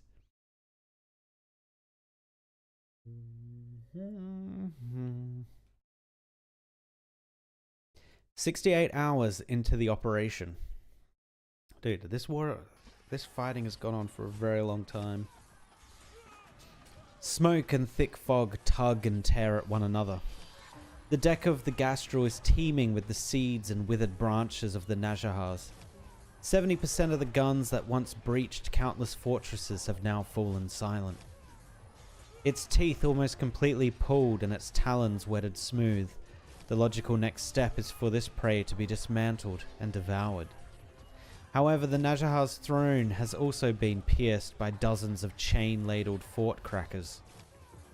With just one move, the god of war could be pulled from his throne. You have proven to me that war marches on. 200 years ago, no Victorian could have come even this far. And you, Sarkaz, you've proven that you're not just some decrepit old shadow. You are indeed a threat to this great land, and perhaps my warship should have paid you a visit sooner after I tore Ghoul apart. You would have been afforded no such opportunity. None of you. A Confessarius transmission. Yes, in the direction of the Blood Tikas. The Najahar King takes in the entirety of the battlefield. The enemy is trying to halt the storm. This might change the flow of battle, but it is hardly decisive. Even without the catastrophe, his warriors are just as savage, just as unrelenting. Wellington is a worthy opponent, but the fetters of time will soon drag him away. He has no place among the future's wars. The true threat comes from elsewhere. It comes from behind. Therasis and the Confessarius have reminded me that this is not the only battlefield. Will you attend to it personally? I have already received the wars promised to me by the military commission, present and future. The Najahars must also fulfill their pact with the Regent. But before I leave, I must sow some seeds of decay onto this battlefield for me to reap upon my return. A thick haze rises. Upon the battlefield, only the throne remains. Is that Najahar running away? No. In a real war, there is no retreat. Wait, General, look at the throne. There's some kind of mist pouring from it. That isn't any ordinary mist. It's eating me from the inside. General, your body... Soldier, status report on the Gastral.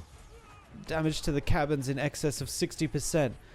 Per your previous orders, propulsion capabilities are largely intact. As for weapons, remove anything that's basically unusable and discard it on the spot. Roll out the originium cannons from the lower deck. Those are already obsolete, but still enough to kill. Yes, sir. Notify the Gastral to retreat to Geo High Ground according to the plan, and continue to consolidate defenses there. We will also follow at speed while ordering all current battles lines to fall back. Next, we'll send these Sarkaz over to Caster and Gododin to handle. Any news from Shay? The Captain and Lady Ablana have captured most of the Najahar altars in this area. Yes, I saw. Her flames are very vivid. Medic! No need. General? Huh. A battle with no decisive conclusion will not be my last. Quickly, pull out! Pull out!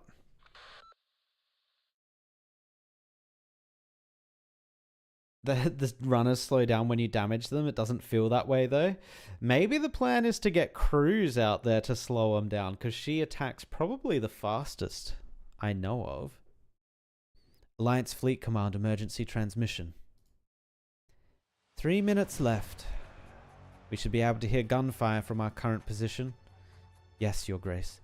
Wellington's column is not far from ours, ensuring we'll be able to provide mutual support. This battle will determine Victoria's fate. Indeed, if all goes well. Then we'll be able to end this meaningless stalemate as quickly as possible. Those eyes truly burn with the lust for battle. Do you think he has any ulterior motives? 2 decades my desk has been filled with intel related to him, along with its response proposals. As of late, these reports have been updating a dozen times a day. The true struggle begins after the Sarkaz have been dealt with. But at this moment, Wellington isn't the only one who needs a decisive victory. The time has come. The assault is about to commence, and he has never failed to be punctual.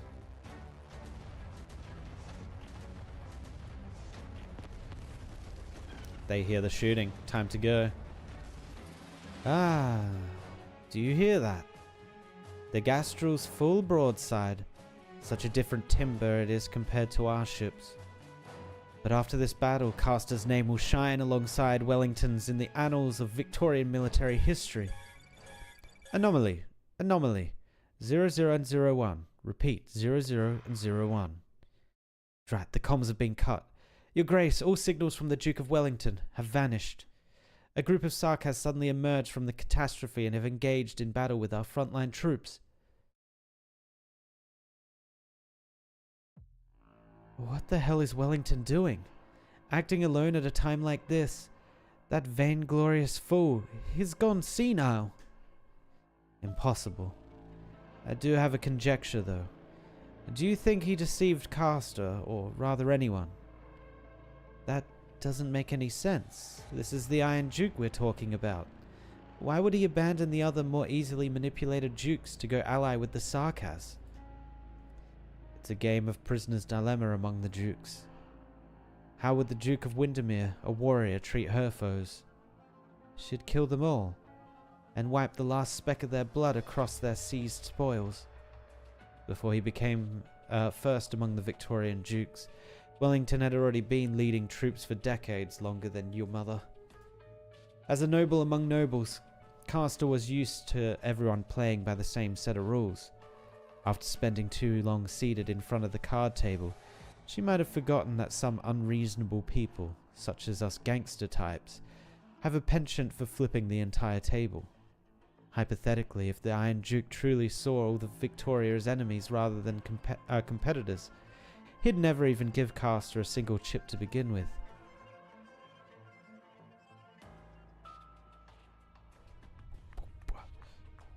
Catastrophe. The next wave of catastrophes struck far sooner than any of the catastrophe messengers predicted. All our comms have been knocked offline. How long are repairs? 15 minutes. No, we'll make it 10. Your Grace, you came back on Wellington's orders. Indeed. You're heavily injured. Who's responsible? And not any of the Iron Duke's men. He lost to the Sarkaz. After the Gastrel opened fire, the Najahar's advance brigade emerged from the fog. They moved extremely quickly, using already deployed altars to destroy a small warship. Abercorn's infantry had already engaged them for a spell. We expected the Gastrel to aid this ship, but he retreated instead. That's right. The Gastrel has turned back. All of Wellington's other ships are covering the flagship's retreat. Their casters have also exchanged targets, relying on the covering fire from our ships to secure their own vessel's retreat.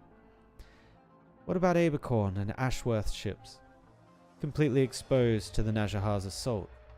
They expected to show up as support, but now find themselves facing the enemies head-on.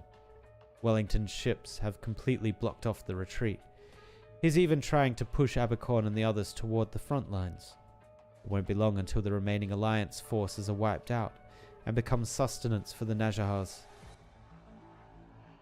Your Grace, the Alliance forces dispatched to the heart of battle has collapsed, and the Sarkaz will soon return to the rear where we're situated. The plan to cut off and encircle the Sarkaz has failed. We're at risk of getting surrounded ourselves. At risk? No, it's already too late. What's enveloping us is much more than a catastrophe. Najahars. The signal's back online, and we've run into a large contingent of Najahars. No, it's an entire army. There's another force approaching from the right. Is that their second army? They've already begun fighting. The catastrophe is amplifying the Najahars' witchcraft. The Iridium response is spiking sharply. Your Grace, watch yourself. Damn, are all the Dukes gonna get taken out? What? Whoa. Troops on the battlefield still able to receive any feeble signals at all simultaneously are sent a staticky message. The Glorious has been confirmed destroyed. Damn. Rip. Another battleship gone. Vina remembers the first time she saw a high-speed battleship. It was sitting on her father's desk, a small-scale model, only as long as an adult's forearm. Its crystal flagpole would fall over with just a little poke. Her father pushed her touchy-feely hands away, telling her that high-speed battleships are akin to metallic monsters that conquer the land. They like the indomitable city of Londinium, were the crowning jewels of Victoria's industrial technology. Alexandrina, when you are older, I'll take you aboard the newest battleship. You'll see for yourself. Many years later, when Vina did in fact see one, it was only upon the battlefield. Be it Windermere's, Castor's, or Wellington's warship, they were so majestic that the people standing beneath them were mere specks in comparison. But at this moment, the broken warship in the palm of the colossal Originium wave before her seems to have reverted to the tiny toy she played with in her childhood. That Originium wave crushed the Glorious into pieces. My eardrums are still aching. The sound of a warship being destroyed. I doubt there's anyone nearby who didn't hear it. The Duke driving that huge thing is dead just like that. Hey Dagda, you'd better not shit yourself. You're the ones whose hands are shaking. Huh? You've been quiet this whole time, Dagda. What's on your mind? They made an example of the Duke of Castor at this critical juncture. The Sarkaz intentions are all too clear. What might that be? A warning? No, it's a message. A message that the Sarkaz are about to launch an all-out attack. Inform all our comrades and prepare for the next assault. The Duke of Castor's not dead. Oh, it's these two? I thought it was going to be the Trilby. Horn! Our morale's completely shot right now. That was quite the commotion just now. Nobody's ever seen anything like that before, including us. But the captain's already sent out a bunch of old vets to tag along with you and calm down the fresh greens. Aye, looks like it's been working out. Bagpipe, don't hold them to our standards, even if you're just doing it subconsciously. The exemplars just happen to be a particularly special case. I got it, Captain. Horn, you just said that the Duke of Castor is still alive. You seem quite certain about that. Take a look. The muzzles of the glorious cannons have been locked on since the very beginning. So wait, the cannons are still operational? Huh? There might be countless criticism about Victoria's Grand Dukes, but holding that position for decades is no easy feat. Since the Glorious has not ceased its resistance, that means the Duke of Castor has not perished. As for the actual situation, maybe there's something a Trilby Asher can clear up for us. Wait, wasn't the stone or the Sword of Stones on here? Uh-oh. He left the moment the Glorious started to run into trouble. Oh, did he take off with the Stone of Swords? He might be in the vicinity trying to get in contact with the Glorious to figure out what's actually going on. But from what he told us, the Stone of the Sword we're looking for is also right there. Siege, what's our next move? We've just heard back from the outpost. The Glorious has been completely surrounded by the Royal Court's blitz attack, and the Duke of Wellington has suddenly withdrawn his forces. The situation in the surrounding areas has rapidly deteriorated. Vina, I'm afraid that we'll have to hold our march at once. Oofed. Oofed. Oh my god, Rosa, settle down.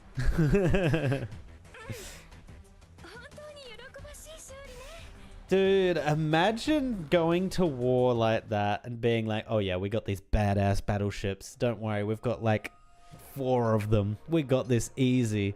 You send them in, the most advanced one just gets picked to pieces and then it escapes, like falling to bits. And the other one just gets completely crushed in like an instant. Oofed. Wasn't their whole plan to take those battleships to the Londinium walls, the Victorian walls, and shoot at the walls to get through? What the hell's their plan now?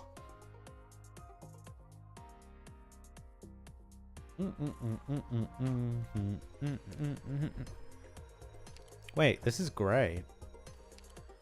Wait, are these usually grey? Oh, it's a Oh, okay. Oh, shit. Okay, I see. Last resistance. Glasgow gang, let's go. From the light. Unwavering faith is the blade that will cut through the darkness and slay despair. Is she going to activate the sword? Oh. Hey, how's it going, Kiasis?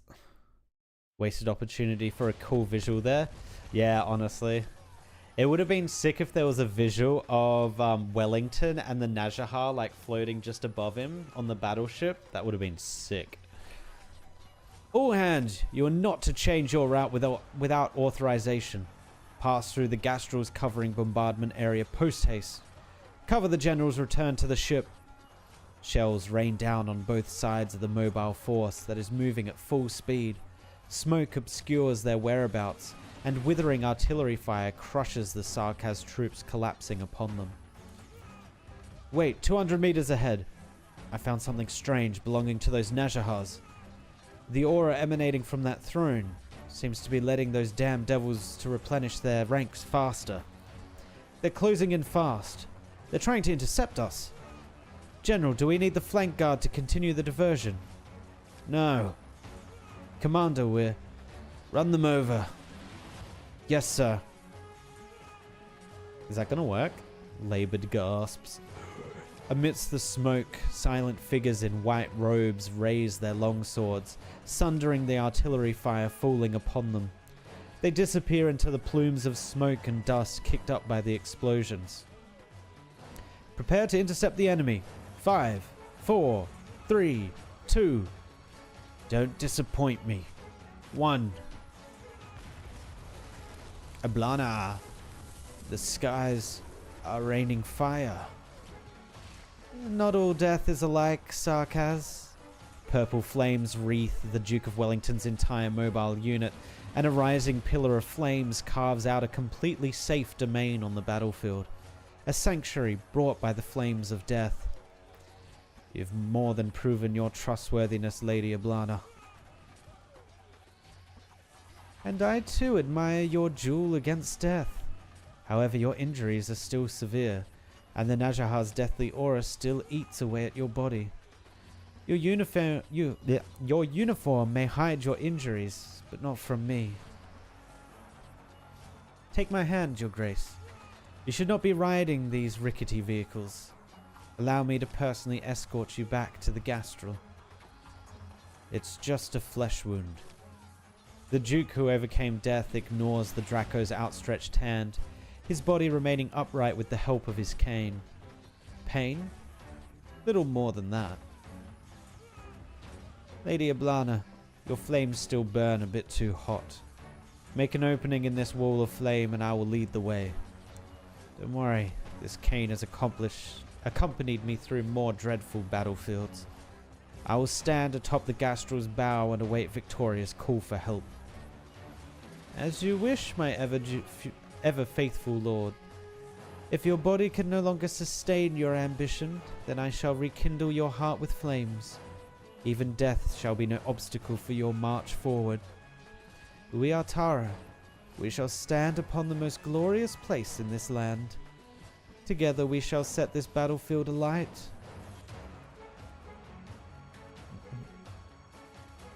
Warning. Warning. Damage to the hull is in excess of 65%. Navigation system offline. Propulsion system offline.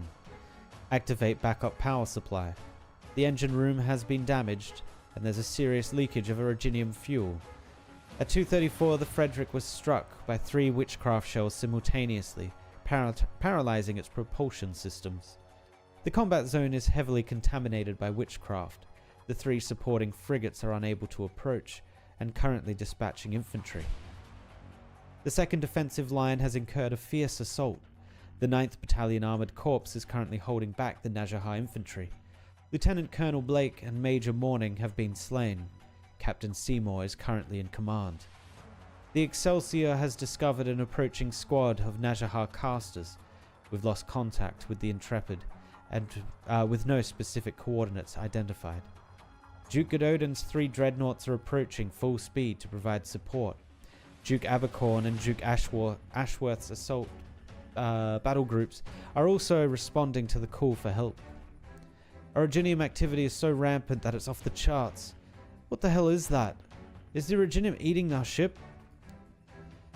Your Grace, the situation is changing extremely quickly. The surviving Trilby ashes have already been sent out, and the news they've brought back has been compiled here. Our men are dying out there, and the Najahars are turning the entire battlefield into a meat grinder. How many of us are still left? Less than a third. Your Grace should retreat. Our flagship still retains its defensive capabilities. Even in this condition, it should at least be able to clear a way back for you. I can't leave. Aileen spread the word that I'll be staying on the Glory. Use whatever means you have at your disposal. If I abandon the front line, the defensive line will inevitably be routed. Victoria will be yet another step further away from Victoria. Or victory will be another step further away from Victoria. What would the other soldiers think of us? That yet another Duke has abandoned them. When this battle is over, our soldiers must also remember what price I paid for this victory. I will continue to draw the Najahar's fire. The other Dukes will surely come to my aid. They understand exactly what it is and is not important at this current moment.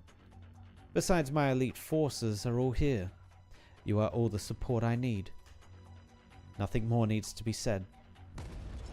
She's gone down with the ship. Watch out, Your Grace. We'll start by clearing out this cabin. Our march towards victory begins from this stronghold. Your Grace, as you command. Then we must get our hands on the size of kings. The Stone of Sword is still here, undamaged. That is our best opportunity for a counterattack. Is the Trilby Asher who's been in contact with our lovely Venus still alive? Our communication channels are back online now. Excellent. Get in touch with him. I have new orders for him. There's no end to them. Shells. Where are the shells, Clark? Dead. They're all dead. Vina, I've rescued another soldier. The enemy line up ahead is going to be hard to handle. Are you sure you want to keep pushing forward? Activating the Realm Blade is the best option we have for turning the tides of this battle. We've already come this far, and this is something only we can do. Who are you? We're the Exemplars.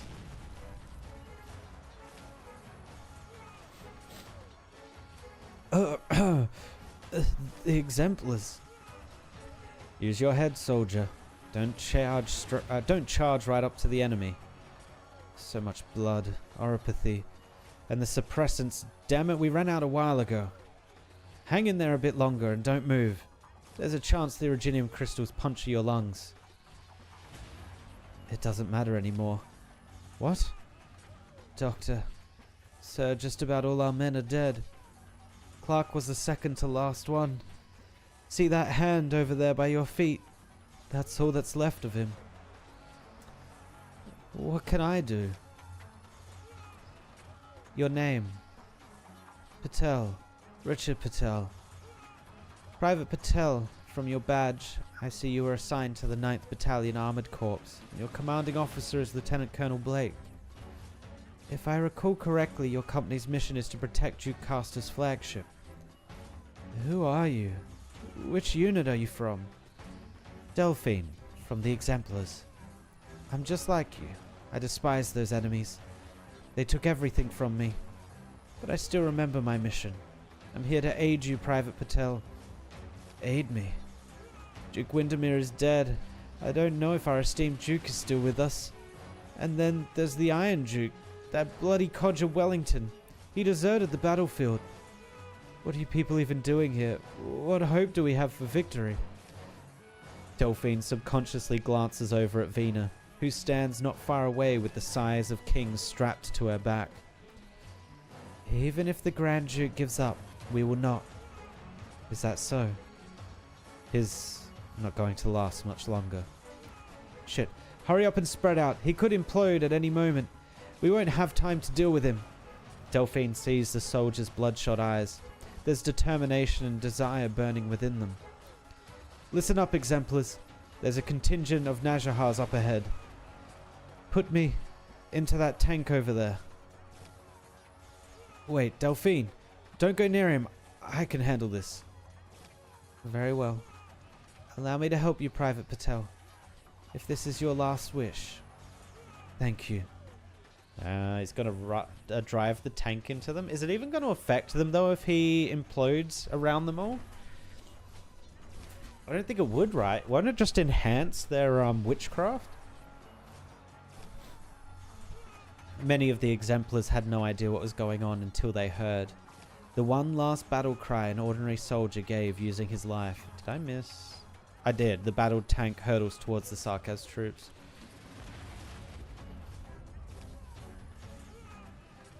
We will record all you've accomplished here today.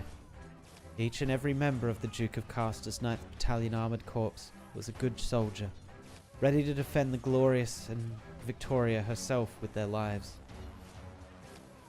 Wait, what's going on? The dead are standing up. No, it's not the dead that are standing. They're withered branches. Twigs sprout from the fallen bodies of the Najahar warriors, extending in every direction, burrowing back towards the fog where the scent of rot and decay is strongest. A figure rises from the fog and quickly approaches. Get back, Delphine!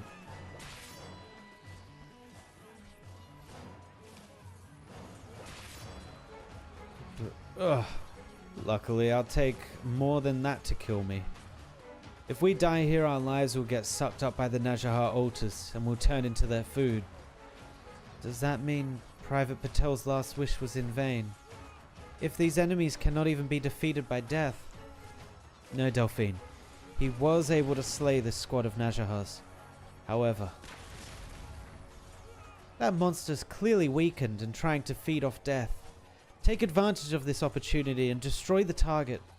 I'll cover you, Bagpipe. Mark my flank. Private Patel's wish will not be in vain. We'll charge out through the opening he created. Everyone, move it.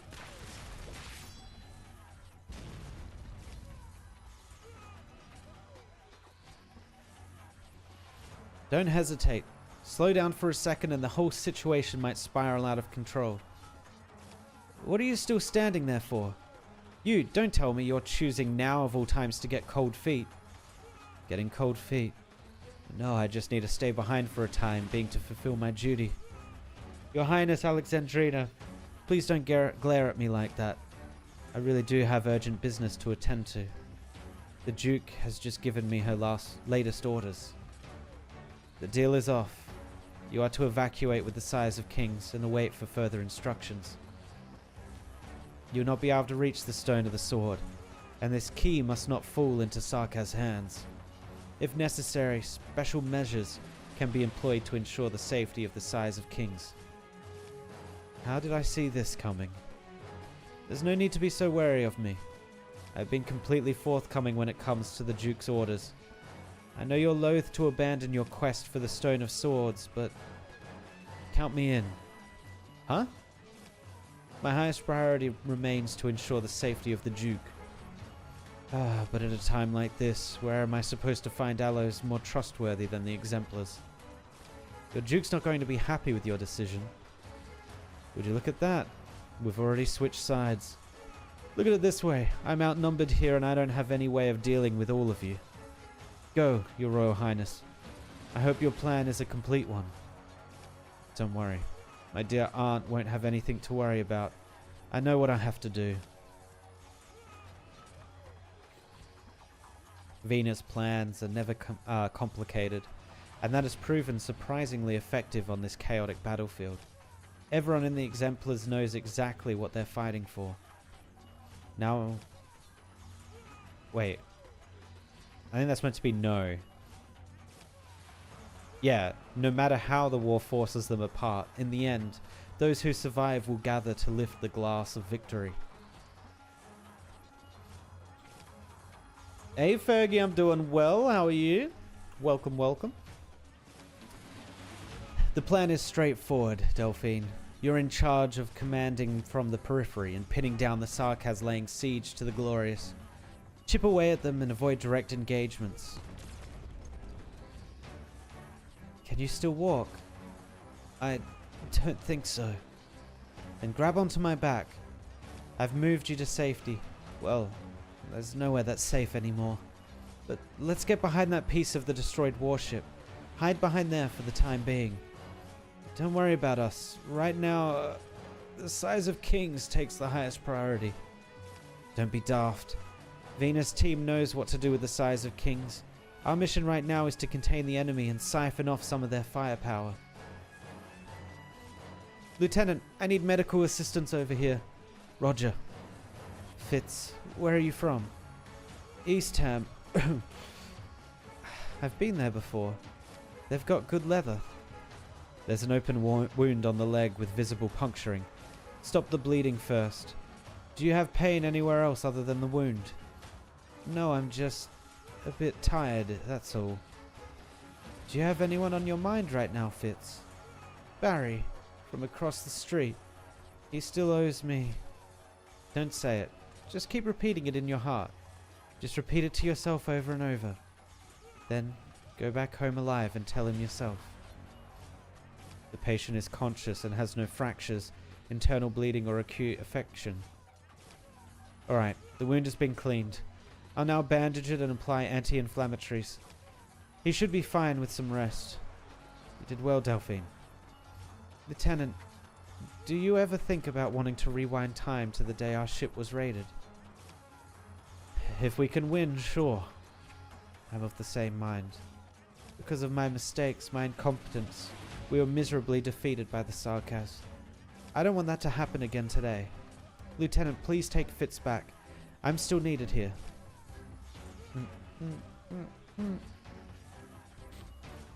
What about us, Vina?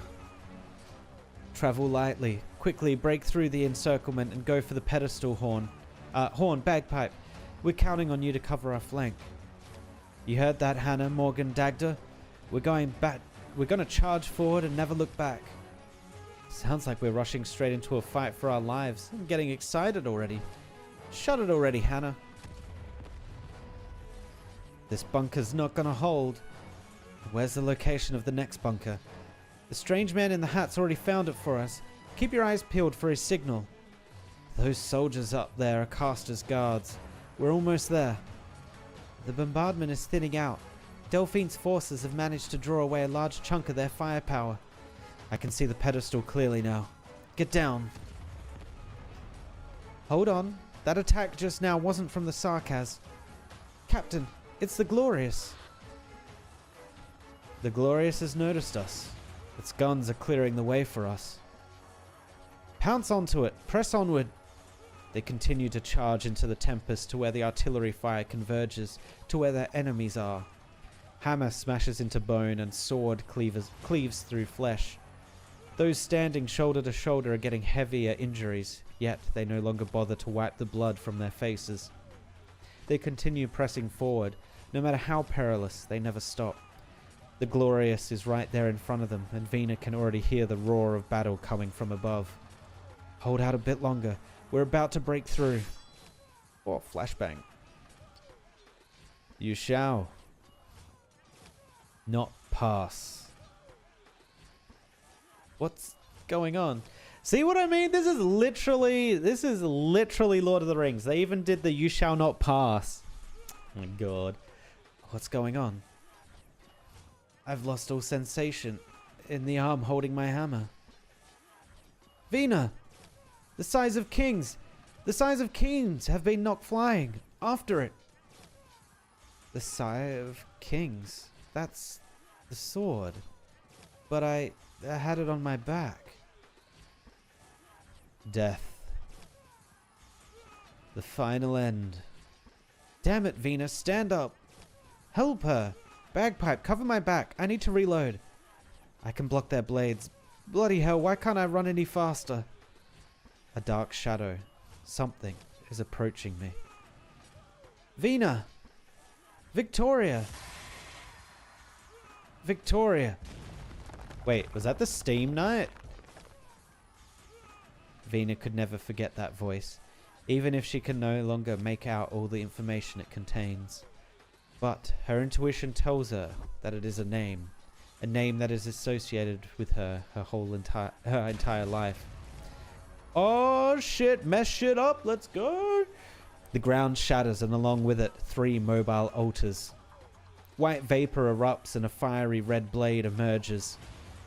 Look, a Steam Knight! A Steam Knight stands with us! Victoria's glory has returned, and he stands with us. Follow him into battle. Slay them. Slay every last Sarkaz. Glory to Victoria. Were the Steam Knight engines / knights that OP? I mean, I guess they were strong, but they basically just killed a battleship in 2 seconds, so I'm kind of confused how long this thing's gonna last. Slash, pierce, charge. The suit of armor fights valiantly and ferociously. The path behind him is soon littered with Sarkaz corpses and the fragments of shattered altars. Witchcraft missiles fall at his feet, crossbow bolts fly towards him, blades slash at his body. But he never stops. He cleaves apart the next enemy, sweeping them away, along with any traces they left on him. A Steam Knight still lives? That's right. We saw him inside the city. But why is he here now? He came for the sword. Vina! I can still fight. But the sword's gone. I see the Sigh of Kings. It's lying atop a pile of bodies in the combat zone. I'll retrieve it for you. Just as you said, pounce on it and press onward. Don't look back. I promise you that the sword will appear when it is needed. Vina! I'll keep going. Cover me. She clenches the hammer in her hands, shrugging off all doubt and hesitation. She's placed her trust not just in her partners, but also in people who she had never trusted before. No, she placed her trust in all of Victoria. The Victoria she believes in. Run, faster, almost there. Ah! Don't force it. Get hit again and you're a goner. The mobile altar. It stopped. Then who fired that shot? One of our own tanks. Vina, we're connected to the Duke of Fife's suit of armor. We've also located Captain Seymour. He's still alive. More troops are on their way to join us. We'll handle all those altar that are flying around. Great news. Just keep moving. Don't you dare get in our way.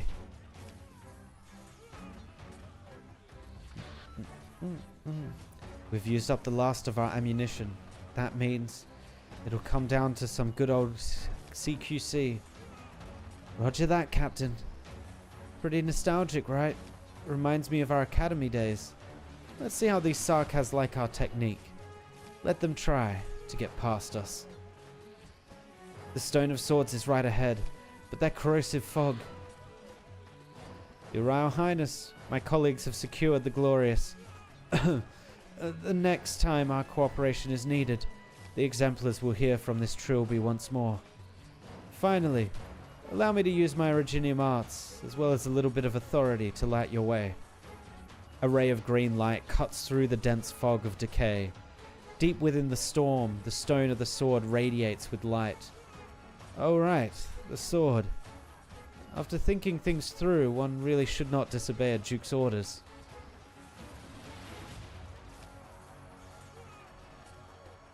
What does that mean?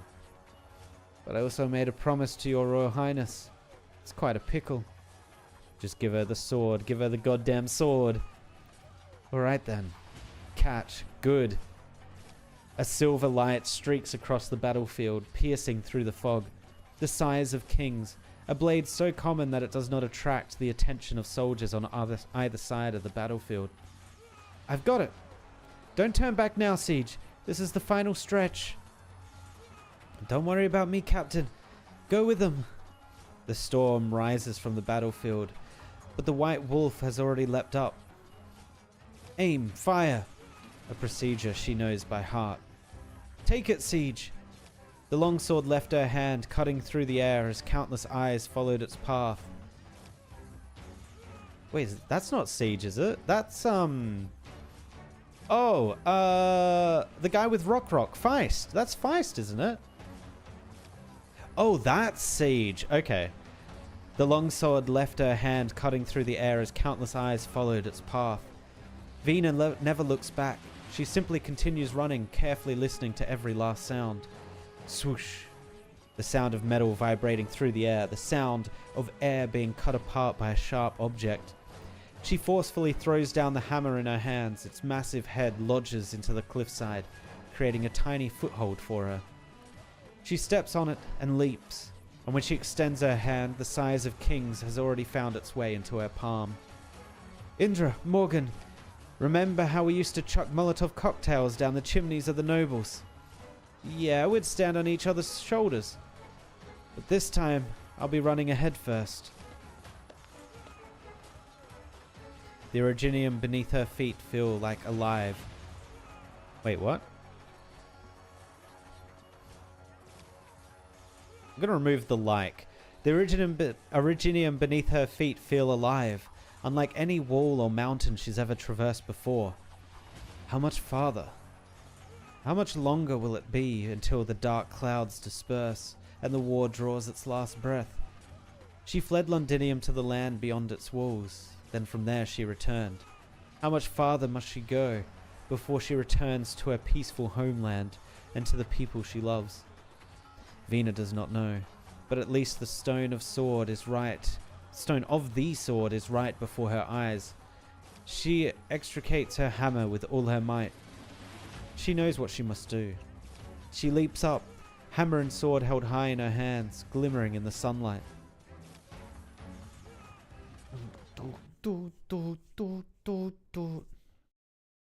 Oh, here we go. We're gonna have to protect C? Oh my god, that's a lot of people. What do we even do here? Also, that's an odd way for her to be facing, but sure. They can only enter through here. The thing that is concerning is Bagpipe is at the back, which means one of these either goes down or they filter through.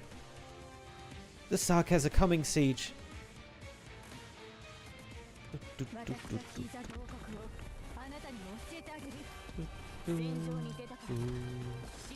Alright guys, you got this. I think you guys have got this. Oh my god. Wait, 105? Oh my god.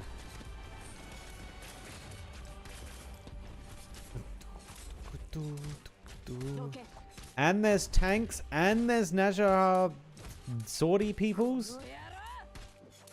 Surely Bagpipe can handle that. Oh, she's dealing no damage to it. Oh no. Oh, that's not good. Oh, this is going through the thing, so it's dealing damage, but it's also dealing damage to us, which isn't great. Wait, is it just getting bigger and bigger? Uh-oh. Wait, no, they're all about to die. No! What?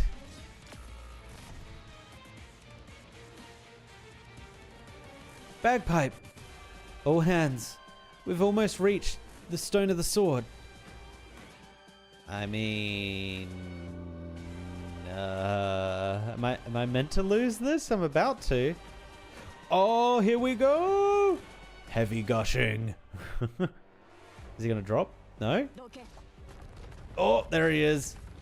Oh my god, what a god. He's activating an ability. Oh. Okay, I take it back. This thing is actually ridiculous. Vina, don't hesitate. Run now. We have a chance. The only one we'll get. Does he take damage from this? Wait, she just redeployed. What? Siege leaps up. The edges of the stone of the sword cut her palm and slip away. The Originium mountain quakes, almost flinging her from it. Just one step further, one more miracle. The knight who was Victoria never forgot his duty. He streaked across the sky, picking up the golden lion who held the realm blade. A dull sound came from the bloodied suit of armor. Glorious Victoria. The stone lies just ahead. The waves of Originium rise and fall. Countless crystal shards surround her. But the one in the eye of the storm will not waver, not anymore. Or for the Glasgow gang. For Londinium. For all who died. And for all who live. The golden lion roars at the storm. The size of kings plunges down.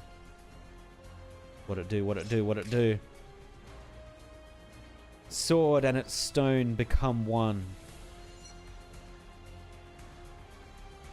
There is an explosion of golden light. It falls on the crystals and on her, shining towards heaven and earth. Oh my god. The golden radiance pierces the red demonic eye, tearing a hole in the curtain of death above. A miracle has happened. A legend has returned. The hero's sword cleaved through catastrophe, bringing golden hope that fell upon the eyes of every Victorian on the battlefield. Londinium will yield to no storm. As long as they have the size of kings, there is no foe they cannot overcome. Victoria. Victoria. The exemplars. The exemplars. Vina! Vina! The cries form a great wave, lifting up the exhausted hero. Siege looks up at the size of kings. The sword in its stone looks entirely ordinary, as though it was no more than a key. She knows, more than ever, that the sword has never granted anyone power, nor has she suddenly become one of the heroes of legend. She stands here now because of the countless eyes that have witnessed her, the countless hands that have lifted her up.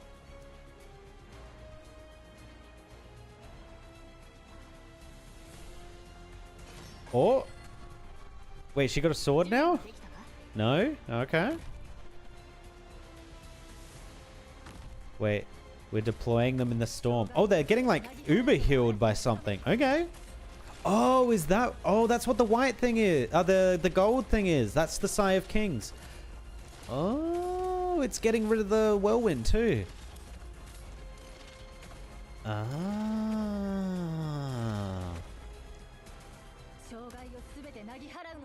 Damn, it's like an uber buff. Oh.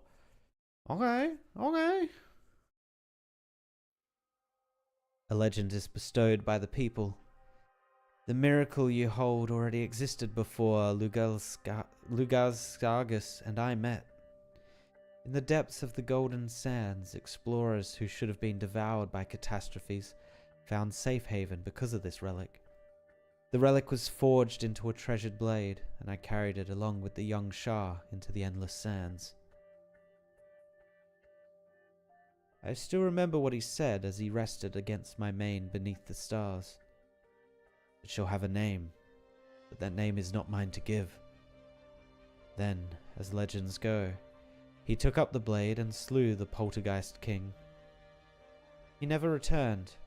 Nobody in the land was worthy of giving that sword a name, but a legend was nevertheless born. The hero's sword. It passed through the hands of many kings, until at long last, the lion with hair as bright as the sun used it to sever the red dragon's head. That story you're already familiar with, Vina. Beneath the gleaming blade, the lion and dragon ultimately stood side by side, and swore an oath to lift the crown together. Alas, the hero's sword would slay no more, but would instead be regarded as the highest authority. It has endured loss and betrayal, yet its brilliance as the symbol of authority has never dimmed. As Luga Zargas said, "You have all sung of it from generation to generation using the name it was given, the sighs of kings. No matter how many times it is reforged, craftsmen will always be able to hear the sighs from within the sword. They say that it is the kings sighing, lamenting that the glorious empire no longer has enemies worth conquering. But it was never the kings who were sighing, but rather the blade itself, a miracle dug out from the golden sands more than a millennium ago. Still, they had the right to give meaning to this sword." Vina, legends are never told by the heroes themselves. But you continued its story. Perhaps in 20 years the children will sing. Alexandrina, the Sword of Victoria, the king who banished the Sarkaz tyrant. But is this the story you want to hear? And by whose right do you wield this sword? The king's, the heroes', the people's?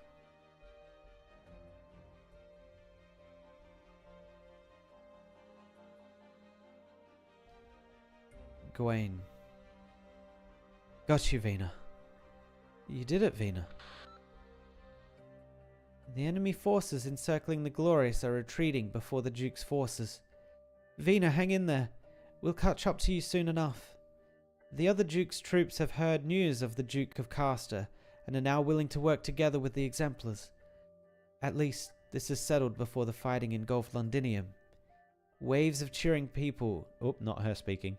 Waves of cheering people through the communicator, each louder than the last. But the battle continues. The sighs of kings is sheathed within the stone of the sword. This is not the end, but merely the beginning. The Steam Knight is helping us. No, I'd say he only came for the Realm Blade. Siege's gaze falls on the devastated battlefield, where the Steam Knight went on its warpath. She looks for the other shadow, but is nowhere to be found. Siege grips her hammer tightly and stands before her companions, just like she had done so many times before. She actually, not gonna lie, she kind of looks like Noel with that ear.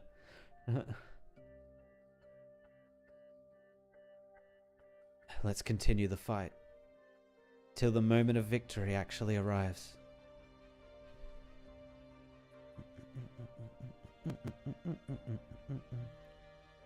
The Realm Blade is now active. Looking up from here, that golden pillar of light is truly breathtaking. 2 decades ago, I first saw the prototype of our Stone of the Sword in the workshop. I've been waiting for this moment ever since. The light that sunders catastrophe is no longer a myth or a heroic tale in alleyways. Can you envision it? Beneath the shade of this light, our people will no longer need to live in fear of catastrophe. Our city will be eternally glorious. Back then, nobody could have imagined that it would ever be used for this purpose. That it would be used in a war started by those barbaric devils in a ravaged land outside Londinium's gates.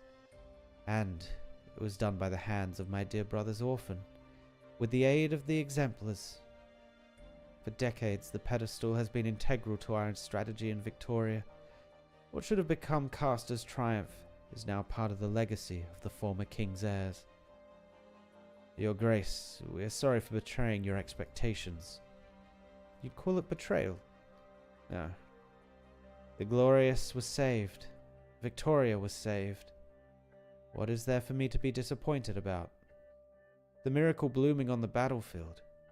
I can even hear my own guards whispering those words. I believe your Sir Suffolk would share the same opinion, no? The poet should be acting in accordance with military protocol and retreating with the Realm Blade. I'll make sure of this.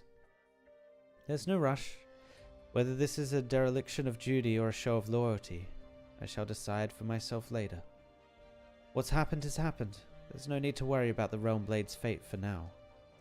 At least, this isn't necessarily a bad thing either. Connect to the Exemplar's internal communication channel. Use the Alliance line. Your Grace, there's a risk of being tapped. Talk less and do your job. Very well. Whose communication frequency is this? I didn't turn it on. Well done, Exemplars. Or stuff me. Your Grace, I thought you'd at least want to meet in person. Indeed, arrangements for that meeting have already been made. But after the Realm Blade's activation, all intel on the battlefield flowed to me once again. Opportunities on the battlefield are fleeting, and I was too preoccupied to make use of it. Siege, what you have accomplished is nothing short of a miracle. I will reevaluate the role that the Exemplars could play in this war. With all due respect, I do not recall opening our communication channels to you. As of right now, assume your channels are open to all of Victoria's Alliance forces. They will begin their counterattack by retaking Silver Rock Bluffs. Are the Exemplars willing to work with us to create a miracle? Under the banner of the Dukes? No. The Exemplars cannot and will not be affiliated with any of the ducal forces. This much I can assure you. You must operate as a heroic, independent unit. Alexandrina, you will come to know what the Exemplars mean to Victoria. For now, we undoubtedly stand on the same side. Take count of your troops. It's time to go.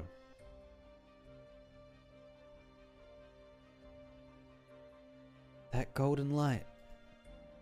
The size of kings has taken effect. Siege and the Exemplars have done it. The situation on the battlefield will finally stabilize. No longer afflicted by the extreme Originium-dense environment, Victoria's forces will be free to display their full potential. The military commission's defeat on the main battlefield is inevitable. Even if there are still disputes among the Dukes, the overall strength and sustained combat capability of the Victorian army far eclipses what the Sarkaz can muster. Additionally, Victoria just enjoyed a massive morale boost.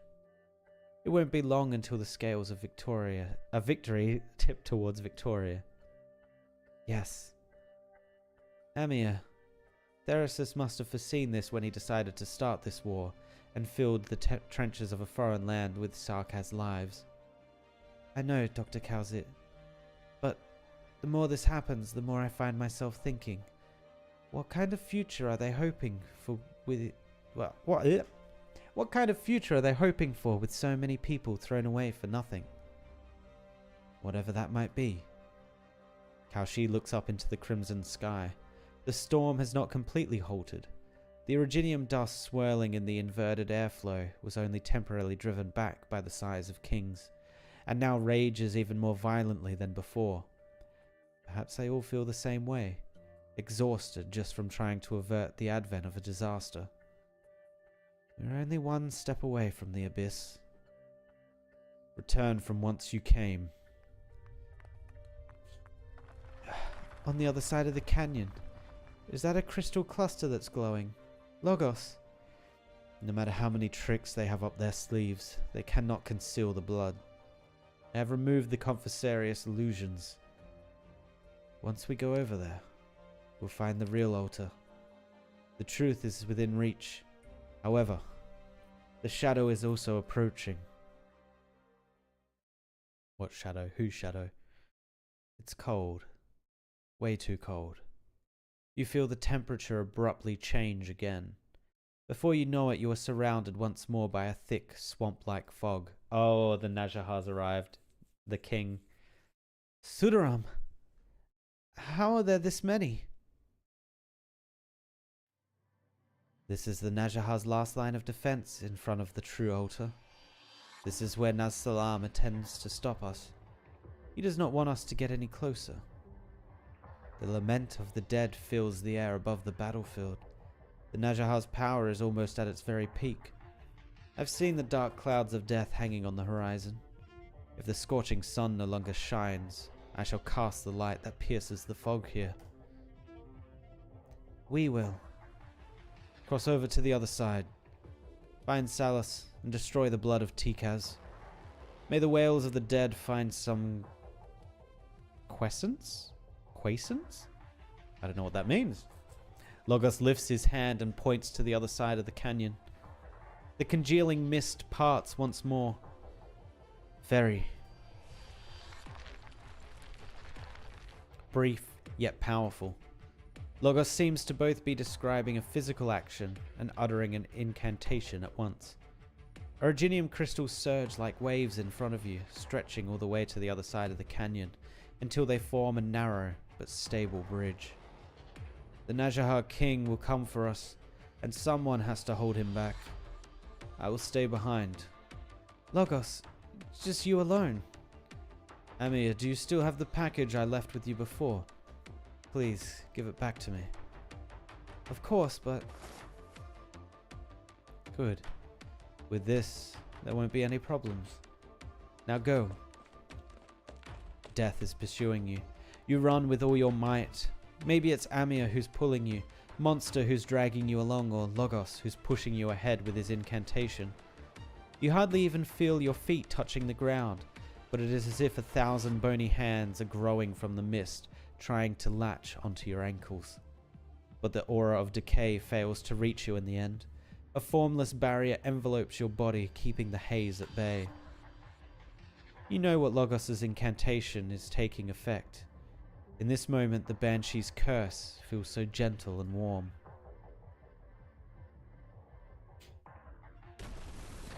You hear something collapsing and look in its direction. The bridge has disappeared just as quickly and cleanly as when it appeared. The thick fog once again teems forth, impatient. You search for that familiar figure, but perhaps because he is too far, or perhaps because the fog is too thick, you cannot see anything at all. Is Logos in danger? Doctor, this is the decision that Elite Operator Logos made. He has the right to make his own tactical judgments based upon the situation at hand. He believes that it would be most beneficial for us to head to the real altar while he faces the Najahars head on. Answer me, Doctor. Do you trust him? Do you trust Elite Operator Logos? Yes. Then you should also trust that he will regroup with us when we are in need. Good luck, Logos. Good luck. I understand your desires, Scion of Decay. But death should not be so cacophonous. Quiet. The whistle pierces through the thick fog, the incantation spreading in ripples. Nothing needs to be spoken. Nothing needs to be written. The concealed dead have nowhere to hide. The Sudarim's piercing shriek forms into a longsword that shuttles through the fog. The words from the whistle quiver, and the Banshee's song sounds, or resounds. Within the ancient bloodlines of the Sarkaz, in a valley choked with originium amidst the lamentations of countless people who fell in battle. Flaming shells and witchcraft-imbued rounds intertwine in the skies above the battlefield. A high-speed battleship cruises into a witchcraft bastion. A small number of Victorian soldiers charge headfirst into an entire squad of Najahars. The song grows louder and clearer. When that song reaches its climax, the Najahar soldiers fall into silence and stop attacking one after another. They're like motionless flags. They no longer hunt. At last, death has returned to the land. Damn. I mean, is that all Logos had to do this whole time? War has come to answer your song. The withered branches retreat in unison. They coil, then lie down, returning once more to their long-deceased forms. The most hideous and ancient among them still seem to be struggling unwillingly, finally twisting into a scepter. The tip of the scepter strikes the ground and a figure emerges from the depths of the dense fog. Efanil, the master of the Elgaic court. You chose to stay behind and face me alone. The corners of his clothes flutter as the fog disappears. The Sudarim's white robes are scattered across the dense white hills of withered branches. Long swords lay fallen and shattered like grass in the forest. The young Banshee sits sideways atop the hill. his blood-stained fingers plucking at the bone whistle in front of his lips. Gentle, melodious.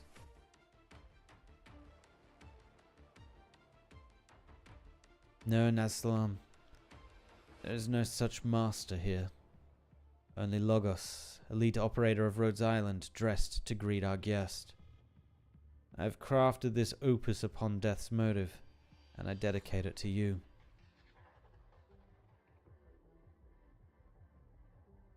He finally put the outfit on. Also, was he just carrying a separate outfit this whole time? Kind of weird. Kind of weird. 1411 of Heroes. Slaves of war, captives of blood, you shall not pass. Oh my god.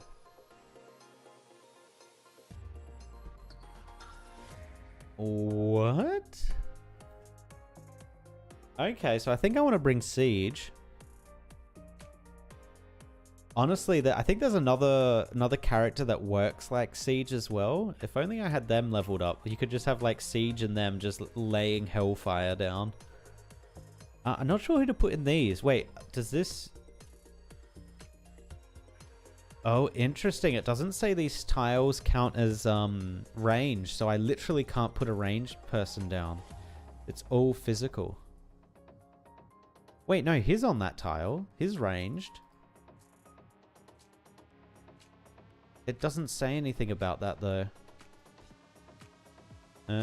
He's just a fashionable man. Just carrying around. I think that's what Amir passed him. Oh, is it? Oh, okay. I thought it was going to be like a weird artifact or power thing or something. Does that make sense? So yeah, I'm not sure if I can place ranged here. I don't know whether to gamble with if we're able to or not.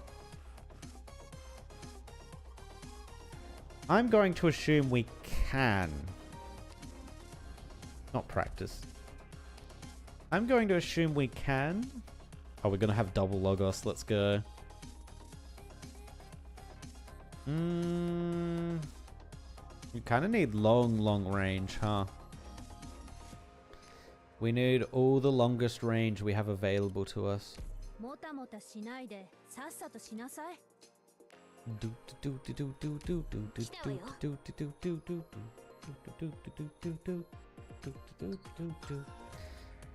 Oh, Fang, am I about to get rid of you? I think I am. I'm sorry, Fang. There was so much hope riding on you, Ripperino.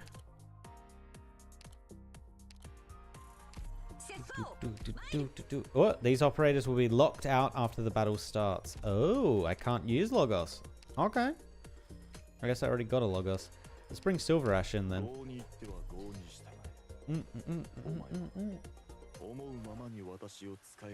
Rain.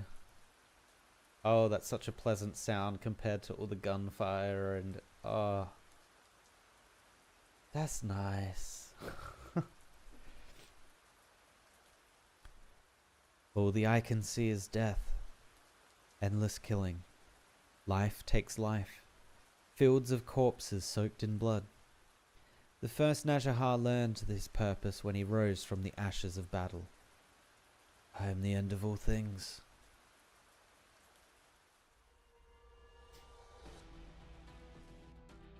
Oh, no more rain. Penetrate. Ooh. The incantation pierces the Najahar like a lance. It happened so fast that it was almost impossible to see its trajectory, as though it had taken effect by the time the word left the lips. A smooth hole appears in Nasalam's chest. There is no change in his expression. Withered branches reach down from his staff, reach into the hole in his torso and fill the gap.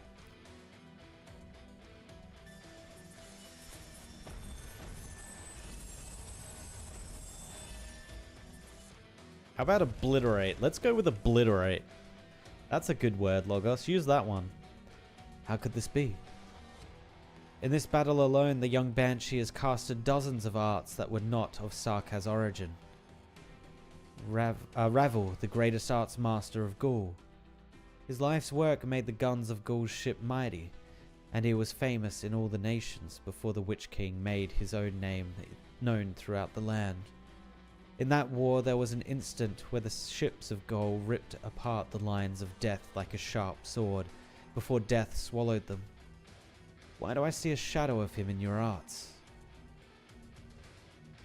Your words cannot kill me. The voice that calls me is louder than your incantations by far. I can hear it. The dirge of the fallen echoes within you.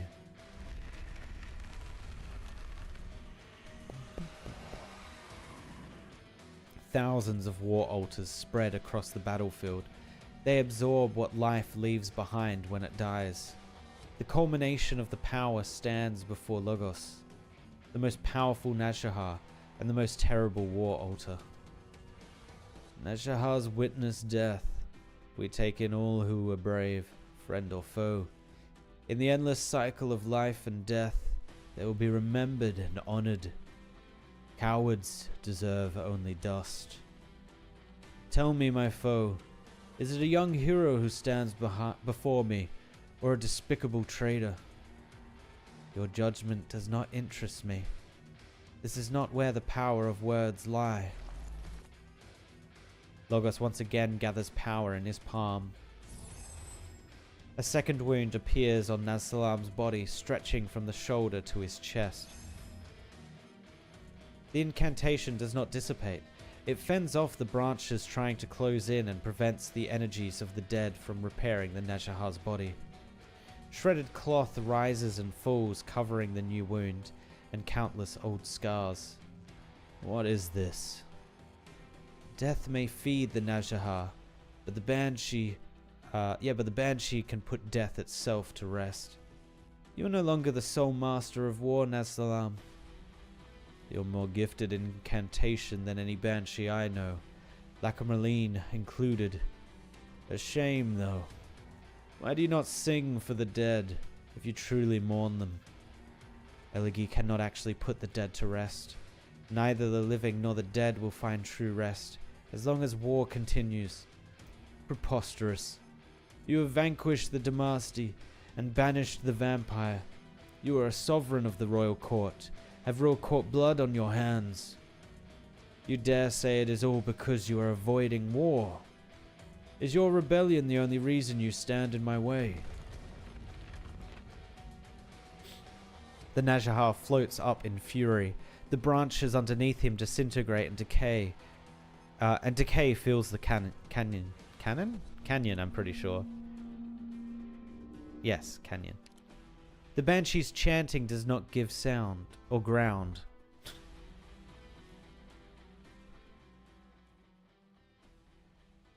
Born in death, fueled by war, and nourishing death. The life of the Nazshahar is as war itself.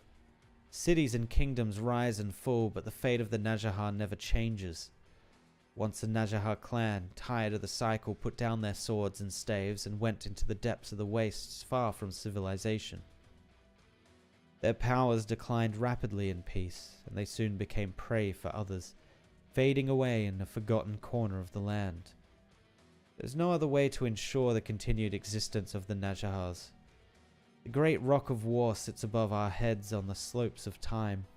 All we can do is to push it with all our strength. Such cycle is continued for thousands of years, until... That's kind of a screwed up, like, race. You just... If you don't go to war, you just die, essentially. What? We promise a war, Nazshahar King. About the future, and nothing else. My best students and the young twin royals, I taught them the laws of war. They stood before me and told me, we can end the monotony of war and break the rigid cycle. We can push the rock to the top of the mountain and build a splendid palace with it. This war will be my blaze of glory. It must not end here.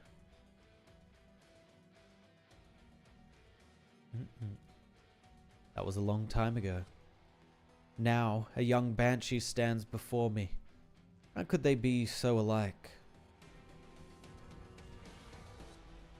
I fought alongside Lacarameline for decades, across cities and plains. We buried the army of Victoria and the guns of Gaul beneath the walls of Casdel together. In the same battle, I helped Teresa take the heads of thousands of Lithanian casters. They were the heroes of Casdel, its greatest warriors. Lacarameline entrusted you with the future of the Banshees. Teresa considered you one of her best students. But you hid at Rhodes Island, sheltered the King of Sarkaz, and sneaked into Londinium like a thief, content to sabotage the cracks in the battlefield. War will not end the suffering of the Sarkaz. All I see is you dragging everyone into the abyss. So you choose to run.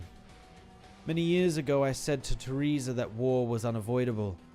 If it did not come to Londinium, it would come to Casdel. Teresa agreed but continued to hope that there could be another solution. Her choice led to a new war. Its consequence was the death of the King of Sarkaz. I witnessed her death. All Sarkaz should honor her. What about you? What can you bring the Sarkaz aside from these meek words? What do you want to bring the Sarkaz? He points his staff at the ground. The scent of decay rushes out, overpowering the barrier of incantations.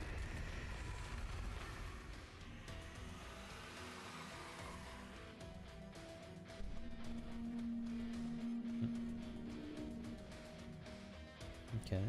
The dirge of the myriad souls grows louder. The power of the incantations is weakening. He feels his fingers, lips, and tongue go numb. The fury does not come only from the ancient royal court sovereign before him. It is also coming from his own blood. I told you. A different voice?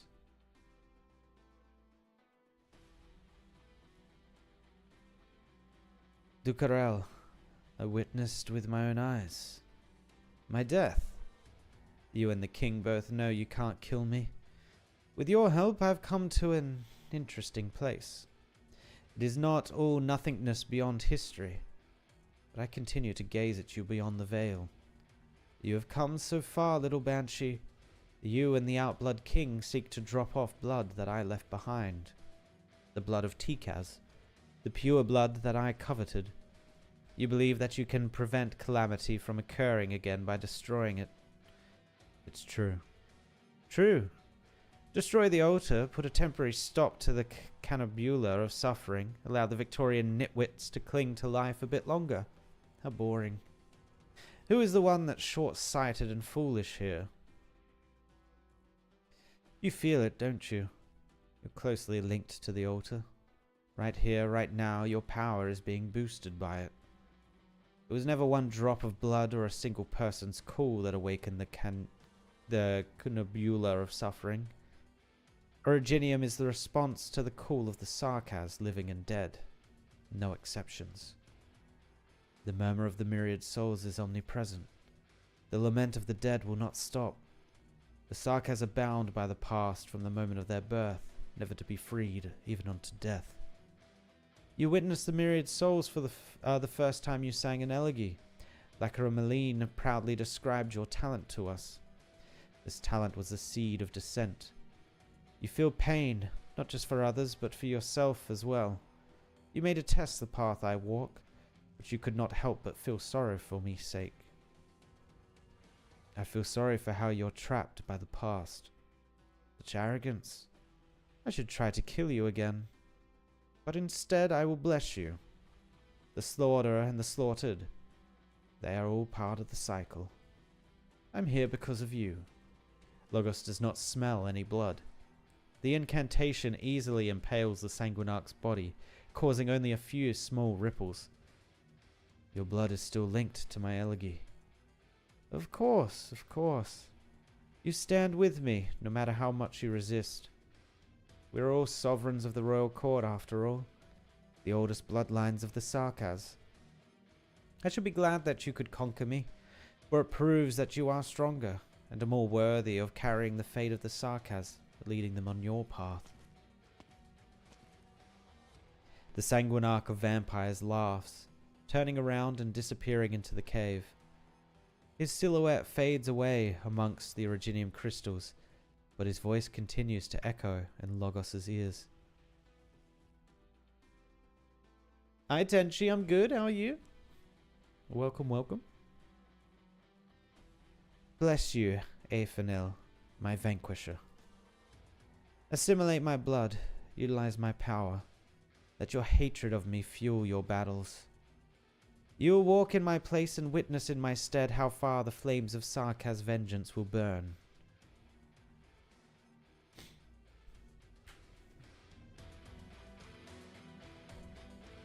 So, the Sanguinarch is dead, but he can make like a lesser version of himself appear on the battlefield? I refuse. Najahar, vampire, we all hear the same cry. The fate of the Sarkaz is caught in a cycle, and I am no exception. I'm part of what I'm fighting. The fury of the Sarkaz burns within my veins and my viscera.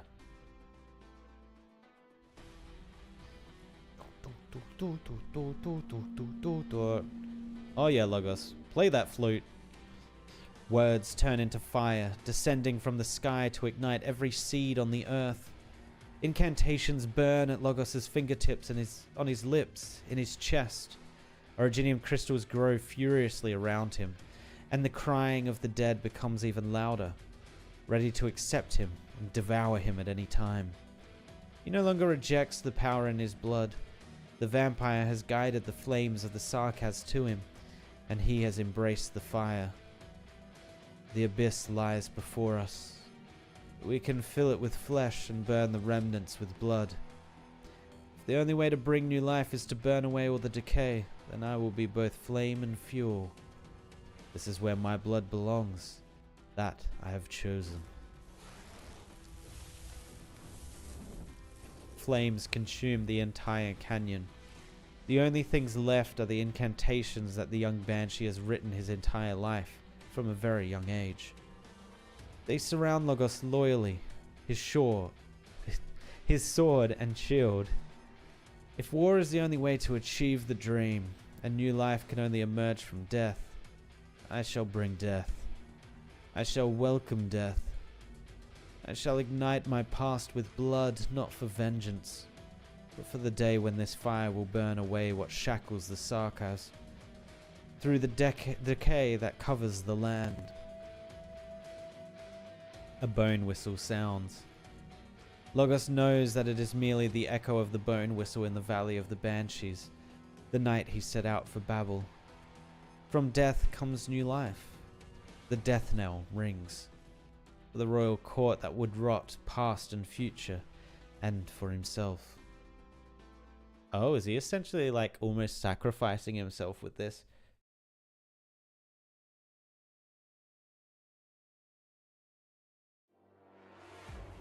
Okay. Alright, let's see what he does. The whispers stop. The rot halts. Oh, is he going to clear this out? No. No, okay. Okay, understood. Oh my god, this is a lot of high tier enemies. Uh-oh. Does he deal sicko damage? He kind of does. What skill is he? Is this skill 1? I think this is skill 1, right? So we might actually go beast mode here. Oh. Oh no, he's taking damage. Keep him healed. He must be healed. Oh no, that's bad. He's gonna die there.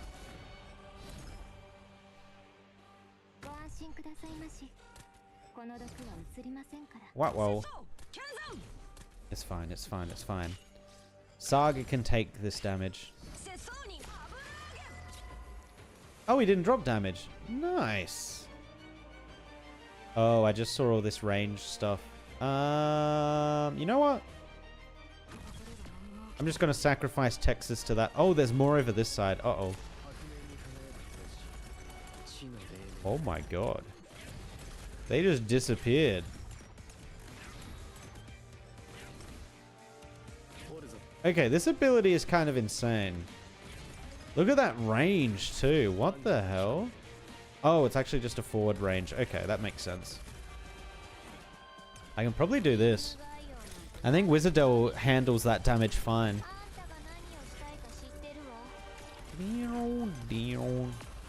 Oh shit. Okay. Well, no Wis'Adel for me then.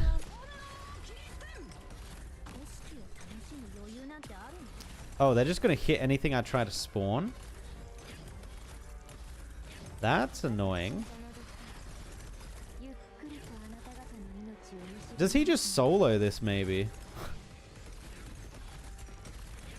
Yeah, S1 executes any enemy under a certain health.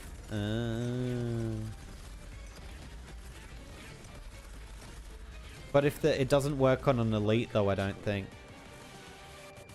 Oh, where's the text gone? Oh, okay.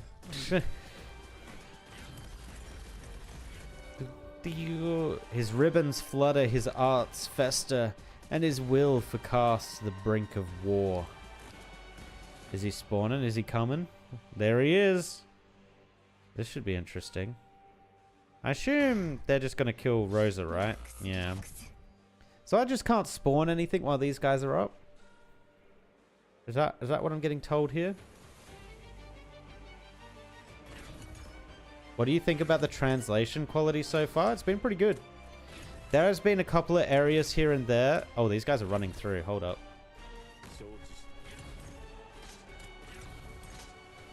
Alright, I think we should be okay. Yeah, that should be effective. There has been some instances where they've put words in that don't need to be there. Like it makes the sentence not valid anymore for English speakers. But I would say 98% so far, I reckon. Fuck! No, you bastard! I would say like 98% of it has been well translated. Okay, we need to do more back here. Yep. Understood. Understood. Oh, enemies in range under Logos's percentage attacker OS and deal damage around them. We're gonna have to redo this. The Pseudo-Arms kind of prioritize allies on corrupted tiles. Oh, that makes so much sense. That makes so much sense. No, I didn't. Alexa, shush. Okay. What do we want to do here then?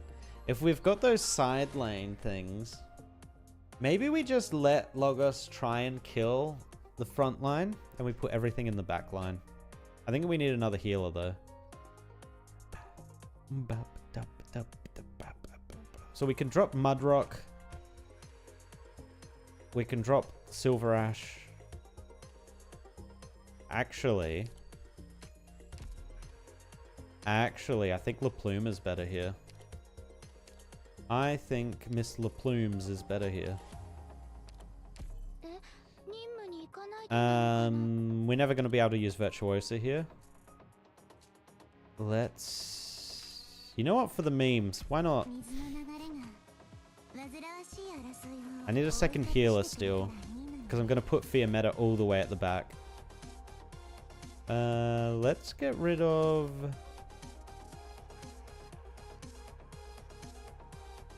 Let's get rid of Rosa. Let's get another healer. Let's bring in... Let's bring in... Maybe Lumen, just because of the range. Telopsis would be nice because she heals everyone. But I don't think we're going to have to be too concerned about that. Alright, let's run this. They do not attack, they do not prioritize them. They attack all ally in red tile tornado regardless of number or distance. They also attack the last ally deploy in their range. as usual. They're a frustrating unit, especially when you want to put a Wis'Adel down. Alright, we can speed through this first bit because he actually just handles it pretty well. Oh, we've only got 3 spots here.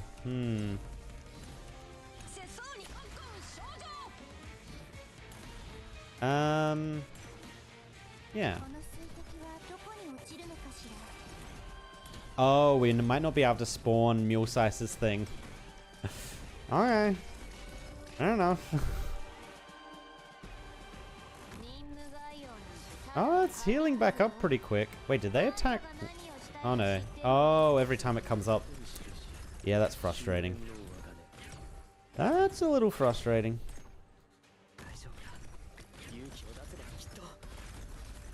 Oh, we also can't heal Logos. That might be bad.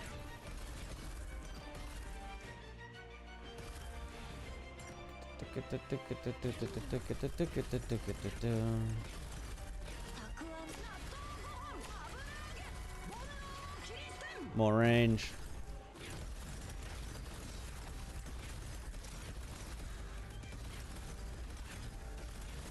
Oh my god, what a machine! What a machine! Okay, boss time. Yeah, Mule Size is never getting up. I think I just put Bully Poison. Alright, now we need to kind of be like a little bit careful with what we're doing. Rip. I think we're still okay though. Logos is still doing insano damage. I'm waiting for him to move before I use Wis'Adel's ability. Ooh, Logos is getting low.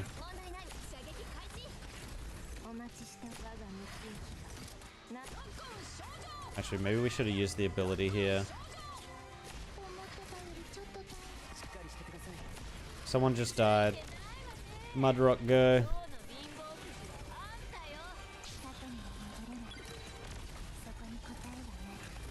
We're still good, we're still good.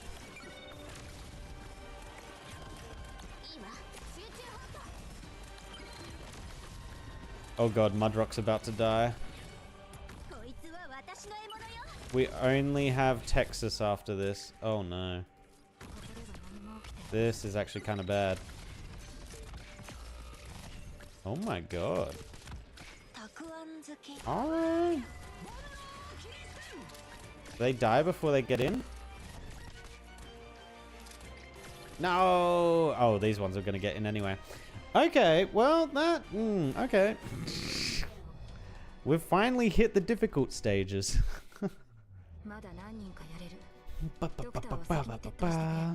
Let me read what those big guys are weak to. It might be because we have no magic. Where are they? These guys. Yeah, they're weaker to magic.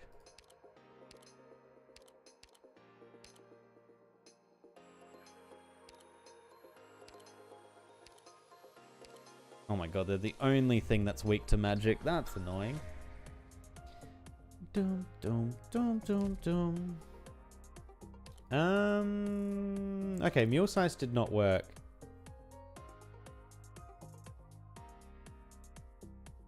What about...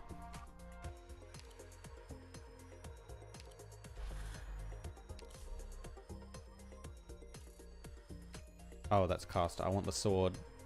Yes.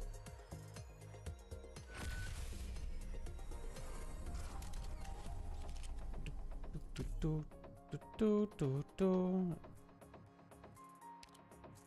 60% arts dodge and attacks turn into double strikes. Deals arts damage. All allied units on the battlefield gain 7% attack and defense, doubled when this unit's skill is active. Immediately searches for the lowest HP target in front of this unit and attacks 10 times for 160% attack as arts. I think we want this one. The last hit deals double damage as true damage. Each enemy defeated during these slashes will increase Ami's attack by 25%. Up to 3 times. I'm not sure how tanky she is. I don't usually run her. Why not try a supporter with slow? I mean, yeah, that's also an option. Look, man, I just kind of wanted to use Amia Guard, alright? I never use Amia Guard. Let me use her.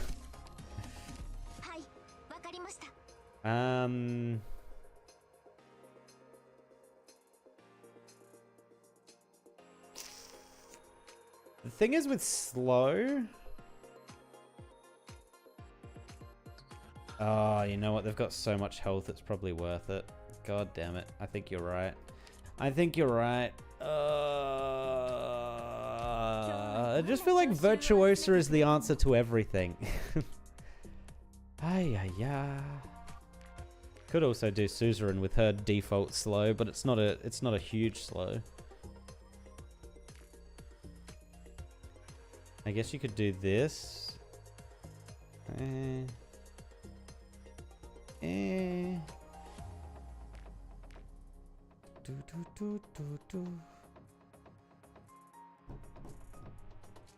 Huh. Range expands. Force them into the air. We could force them into the air, or we could slow them with like a chain caster. I think we're going to try and throw them into the air with Hollow Hayak.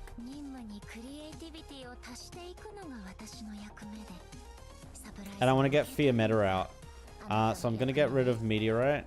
Oh, actually, where do I even put her? There's no spaces on the map.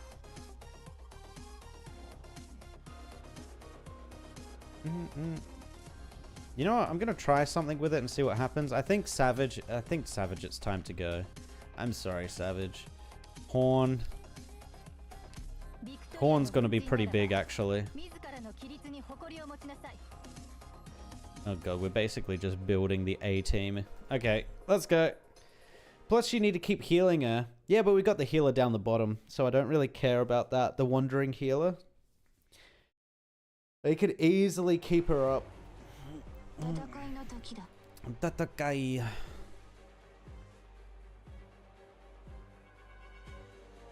Logos just writing shit posts. Alright, let's speed it up. We know he can handle the first one very easily.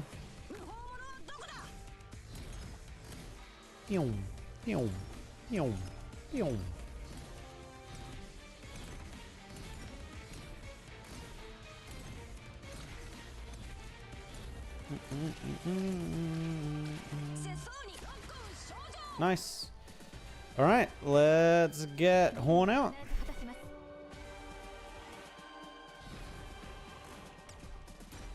Yeah, she's only going to be able to affect one person. That's okay. And we put her... I think we put her here. Yeah, because then she gets all the people that end up getting blocked. And then we'll switch in the Arts Guard for Saga, I think, eventually.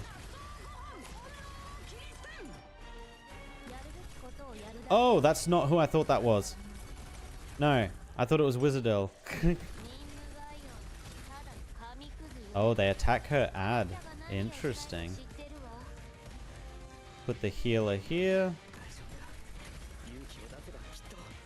Alright, here comes the bit that we kind of struggled with before. How far do they hit? Is this a global? If you place something on the red, is it just a global from these guys? I get the sense it probably is. I mean, we can try it with Texas. It's a global. That is frustrating. How quick do they get to attack? Very quickly. Got it.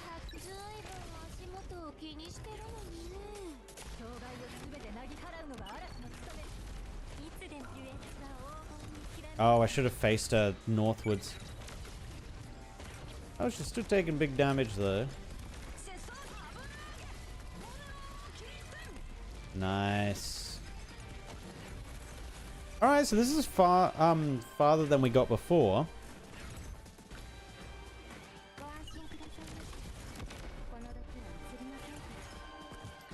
Oh yeah, they get so slowed once they get here. And Wis'Adel just eats them up. We haven't even had to activate her ability yet. Oh, Logos died. Can we place anything there? Oh.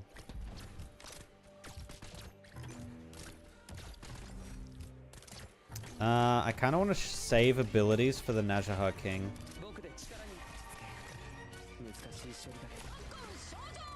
You know what? Screw it. Use it. Tank went down. That's okay. Let's put Amir out. Nice. Okay, skill 2 on Amir probably wasn't the best shot, but I mean, it's working. You know what? Damn. I was trying to see if Texas could take him out before he got her. Did not work. Did not work there. He's dead here though. Oh, so she. Alright, Mr. King.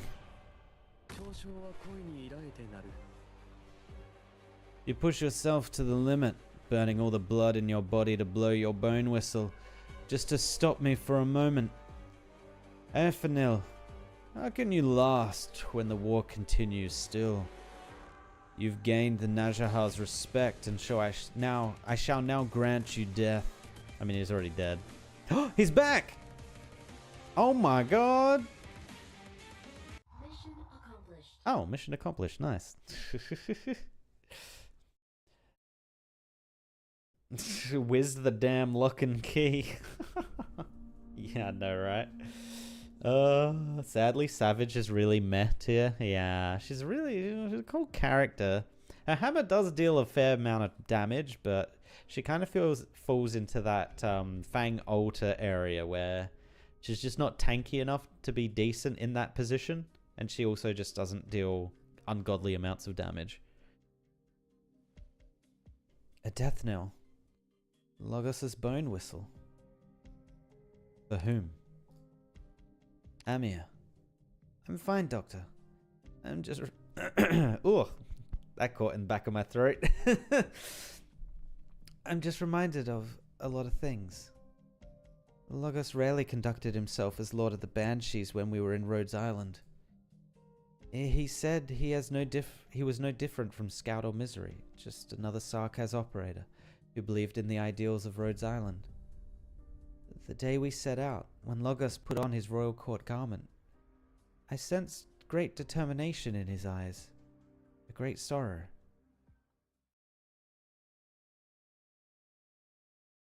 He ain't dead.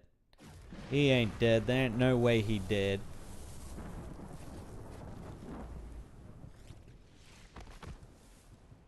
Oh, he fell like he dead. The bone whistle has cracked.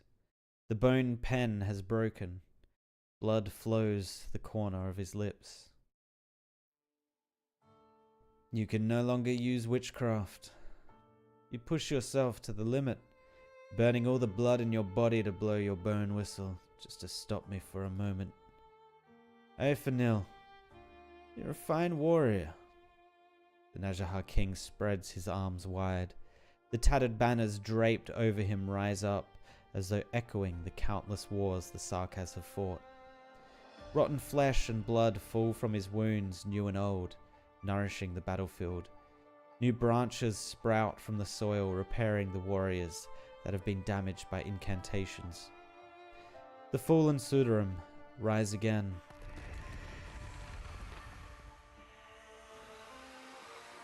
But you are not fighting one or a few.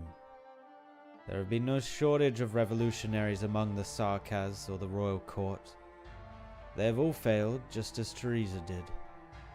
War is the great boulder destined to fall on top of the Sarkaz in the abyss again and again. And you've gained the Najahar's respect, and so I shall now grant you death. The The Najahar walks atop mists of decay towards the young banshee.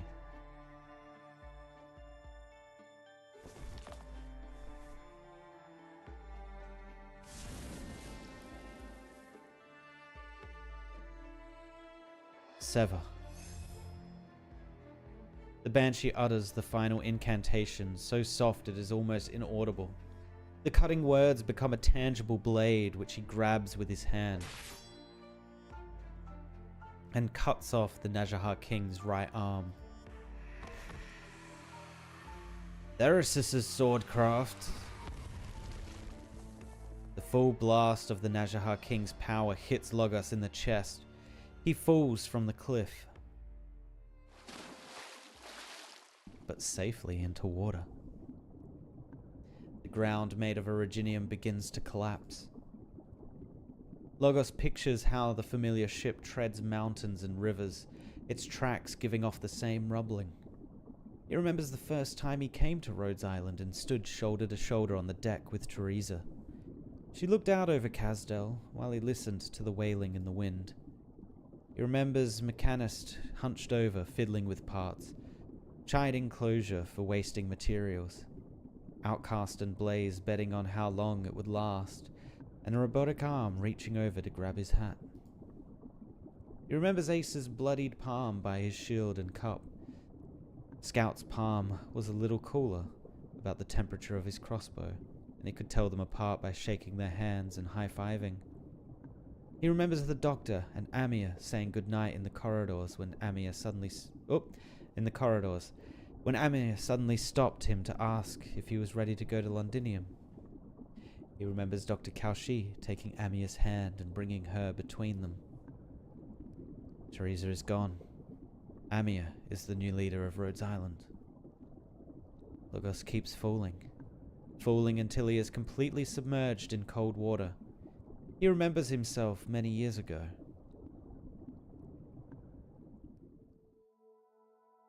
He's with his mum. Oh my god, why did he ever leave this place?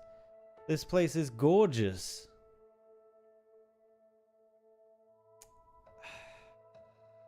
You've made your decision. Yes. I will stay at Rhodes Island and journey the land with the ship. Teresa is gone. The dream of Babel lives. Her Highness has named her heir. She's young, but carries a familiar fire in her eyes that belongs only to dreamers. And it's not just for her that I choose to stay. The journey of Her Highness's search hasn't ended, and it should not end like this. I will continue the journey as long as the answer to the future of the Sarkaz lies elsewhere. I'm on a come back to the valley for a long time. Do you feel sorry because you cannot stay with us? I will not act as a sovereign of the royal court outside the valley. Many will see my will as the will of the royal court. They may see the banshees as their enemies. I'm afraid I won't be able to help you fend off any storms coming from outside the valley. If any old friends want to pay a visit, I'm sure to give them a warm welcome. I will not question the former master of the Valley of the Banshees. My sister and I worry for you in the same way. Take our thoughts with you.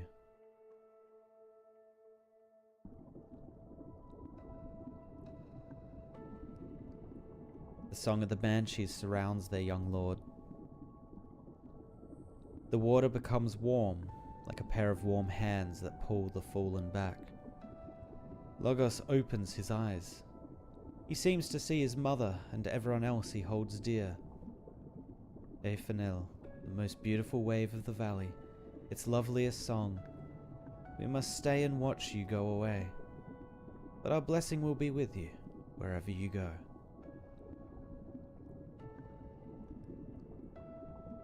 Hang in there, E2'ing. We're with you. We've always been with you.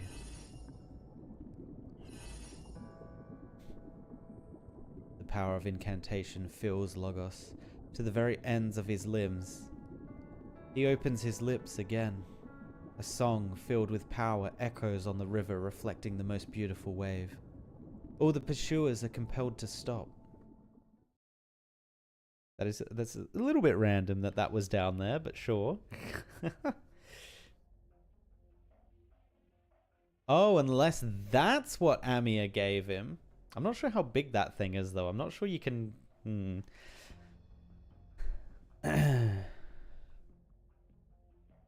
Oh, you're hoping Hypergriff doesn't balance around Wis'Adel? Sorry to say that they probably will. It's going to be difficult, though. Like, they've had to balance around other characters before, like Serta. They've had to balance around her. Afreet, they've had to balance around Afreet as well. So now you usually don't see many maps with really long, like, single-channel paths into one area. With a tile there that you can put Afreet on because it's just too strong. They've introduced some bosses that counter Serta. I don't think they've really had to counter anyone else, though. They never did rebalance an operator nor an enemy, and the only thing they changed on W Alter was patch a bug on a S3. Oh yeah, they won't balance the character. Like, they won't change anything about that. But they will do things to enemies in the future and maps to make her less viable. Just like they did with Afreet and just like they did with Serta. So I think we can probably expect that to happen. I never thought I would hear the chorus of the banshees here in the distant land.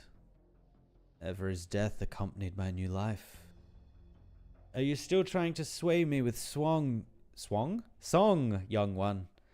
Here at the end of all things. My patriarch, this is no more than a banshee's incantation. They have not truly joined the battle. Our foe remains only the young banshee. Yes. Your injuries are grave. The curse of Aethanel dictates that decay return to decay. I will not be able to regenerate for some time, but this body will last long enough to see this battle through. For now, let me hear his song, and that of the banshees. Naz-Salam walks to the edge of the cliff without the help of any arts. For an instant he looks like an ordinary old man. Do you remember Buldrockus T? Yes. You raised him as you would raise your own son. Such a talented boy. He would have become the hero of Kazdel. He was my best student. But he left Kazdel and died to a conspiracy in the distant land. But he died a warrior. He lived the meaning of life through war and returned to the myriad souls upon his death. After that, where is the next hero of Kazdel? Naz-Salam looks down the cliff. Wind passes through the holes in his body that have not healed, creating sounds without meaning.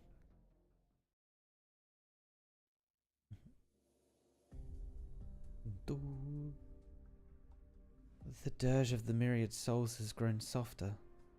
Logos's bone whistle has temporarily suppressed the link between the blood of Tikaz and Originium. This is our chance. Dr. Kaushi, this time, I won't let it slip from my hands. This time, Amir, I believe. This time, you've got it.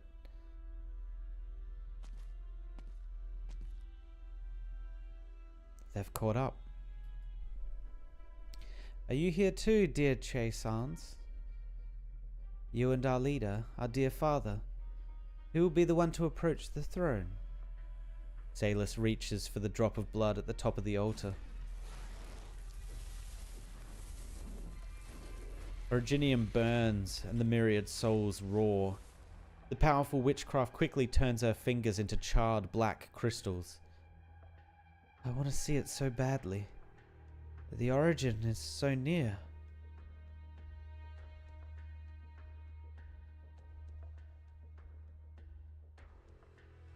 You. Shining, Shining. We have to get Shining Altar. Come on, you can't bait Shining like this so often and not give us a Shining Altar. Oh man. It took a long time to find you. Too long. Traitor, How many of you killed on your way here? Not more than I killed when I escaped. The underground labs were full of the dead back then. Our dead. You ruined our leader's plans at the Royal Academy of Sciences. The Victorians almost found out about it because of you. I wish he had never succeeded. Huh. That's not what you used to say. How dare you act high and mighty when you were the one who gave us our orders? That cave outside Londinium, all the research bases. Was there any part of that you weren't in charge of? The leader was in Casdale most of the time. You were the one who directed the research. You looked exactly like the leader with your mask on. I had no choice back then. No choice? What about the things you said when you took us to Londinium and had us don this mask? We were mere mercenaries, but we believed in the Confessary's teachings, believed in the first and final path that you preached. Our original sin, the sin that outsiders imposed upon us, will be washed away at its coming. Was that all a lie? I wish that was a lie. It wasn't a lie. It was real. All the leader's promises to us were sincere. The same for you, Quasar. Even if you have strayed from the path, the leader and the regent are so close to victory. The freedom and power that have been lost for thousands of years are about to return to the hands of the Sarkaz. Kill me if you want. Go and see the leader, your father. He's waiting for you at the end of the path. They're all waiting for you. You'll witness it for us. For every life that your sword took. Dead.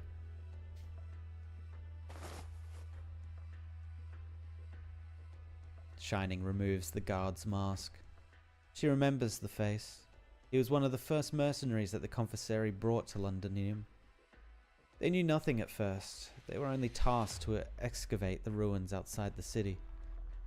The young man had expressed his gratitude to her directly, thanked the Confessary for giving them a safe, well-paid job. It was not long before she stopped hearing those words. The leader of the Confessary came to Londinium. There were no more idle mercenaries drinking and playing games. Everyone put on the same mask and did not speak except when necessary. They had no special bloodline. Quasar should not have been able to control their will so easily. But the part of them that belonged to themselves died before the great dreams of the Confessary. It was she who killed them first. This sin has gone on long enough.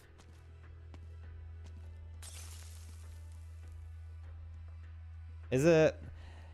You know what? I reckon it's going to be like Shining the Purified or Shining the Redeemer or what else? What other names could Shining's altar have? Shining the Exalted, maybe? She continues her journey to the top. But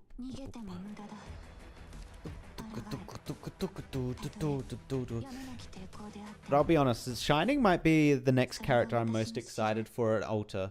Like, I know Lapland is getting the Altar, but I was kind of expecting a little bit more from the Lapland Altar, gonna be honest. But if we get a Shining Altar not soon after, that looks dope. I'm all about that. I am all about that. Oh, hang on. I wanted to go back in. These. Let's see if we can get Logos up now. Maybe. Mayhaps.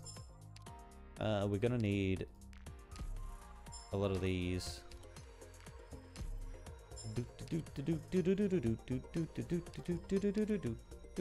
I'll grab these while I'm here too. Alright, let's go and see if we can get Logos up. I'm curious what his skill 3 is. Very curious. There he is. Oh, we might not be able to even get him to 80. No. Close. Probably next stream, maybe. We'll probably get him to 80. We are starting to run low on funds, too. I think it's 200 to get him up, right? Almost 200, yeah. Wait, where did all my magic ones go? Okay, maybe I can't get him to E2. I lied. About time, Shining Guard since way back. Yeah, dude. If we can get her to actually draw her sword. Oh. Amazing. Like, she's been hinted at since, like, Casimir's as well, which is kind of insane. One day. One day.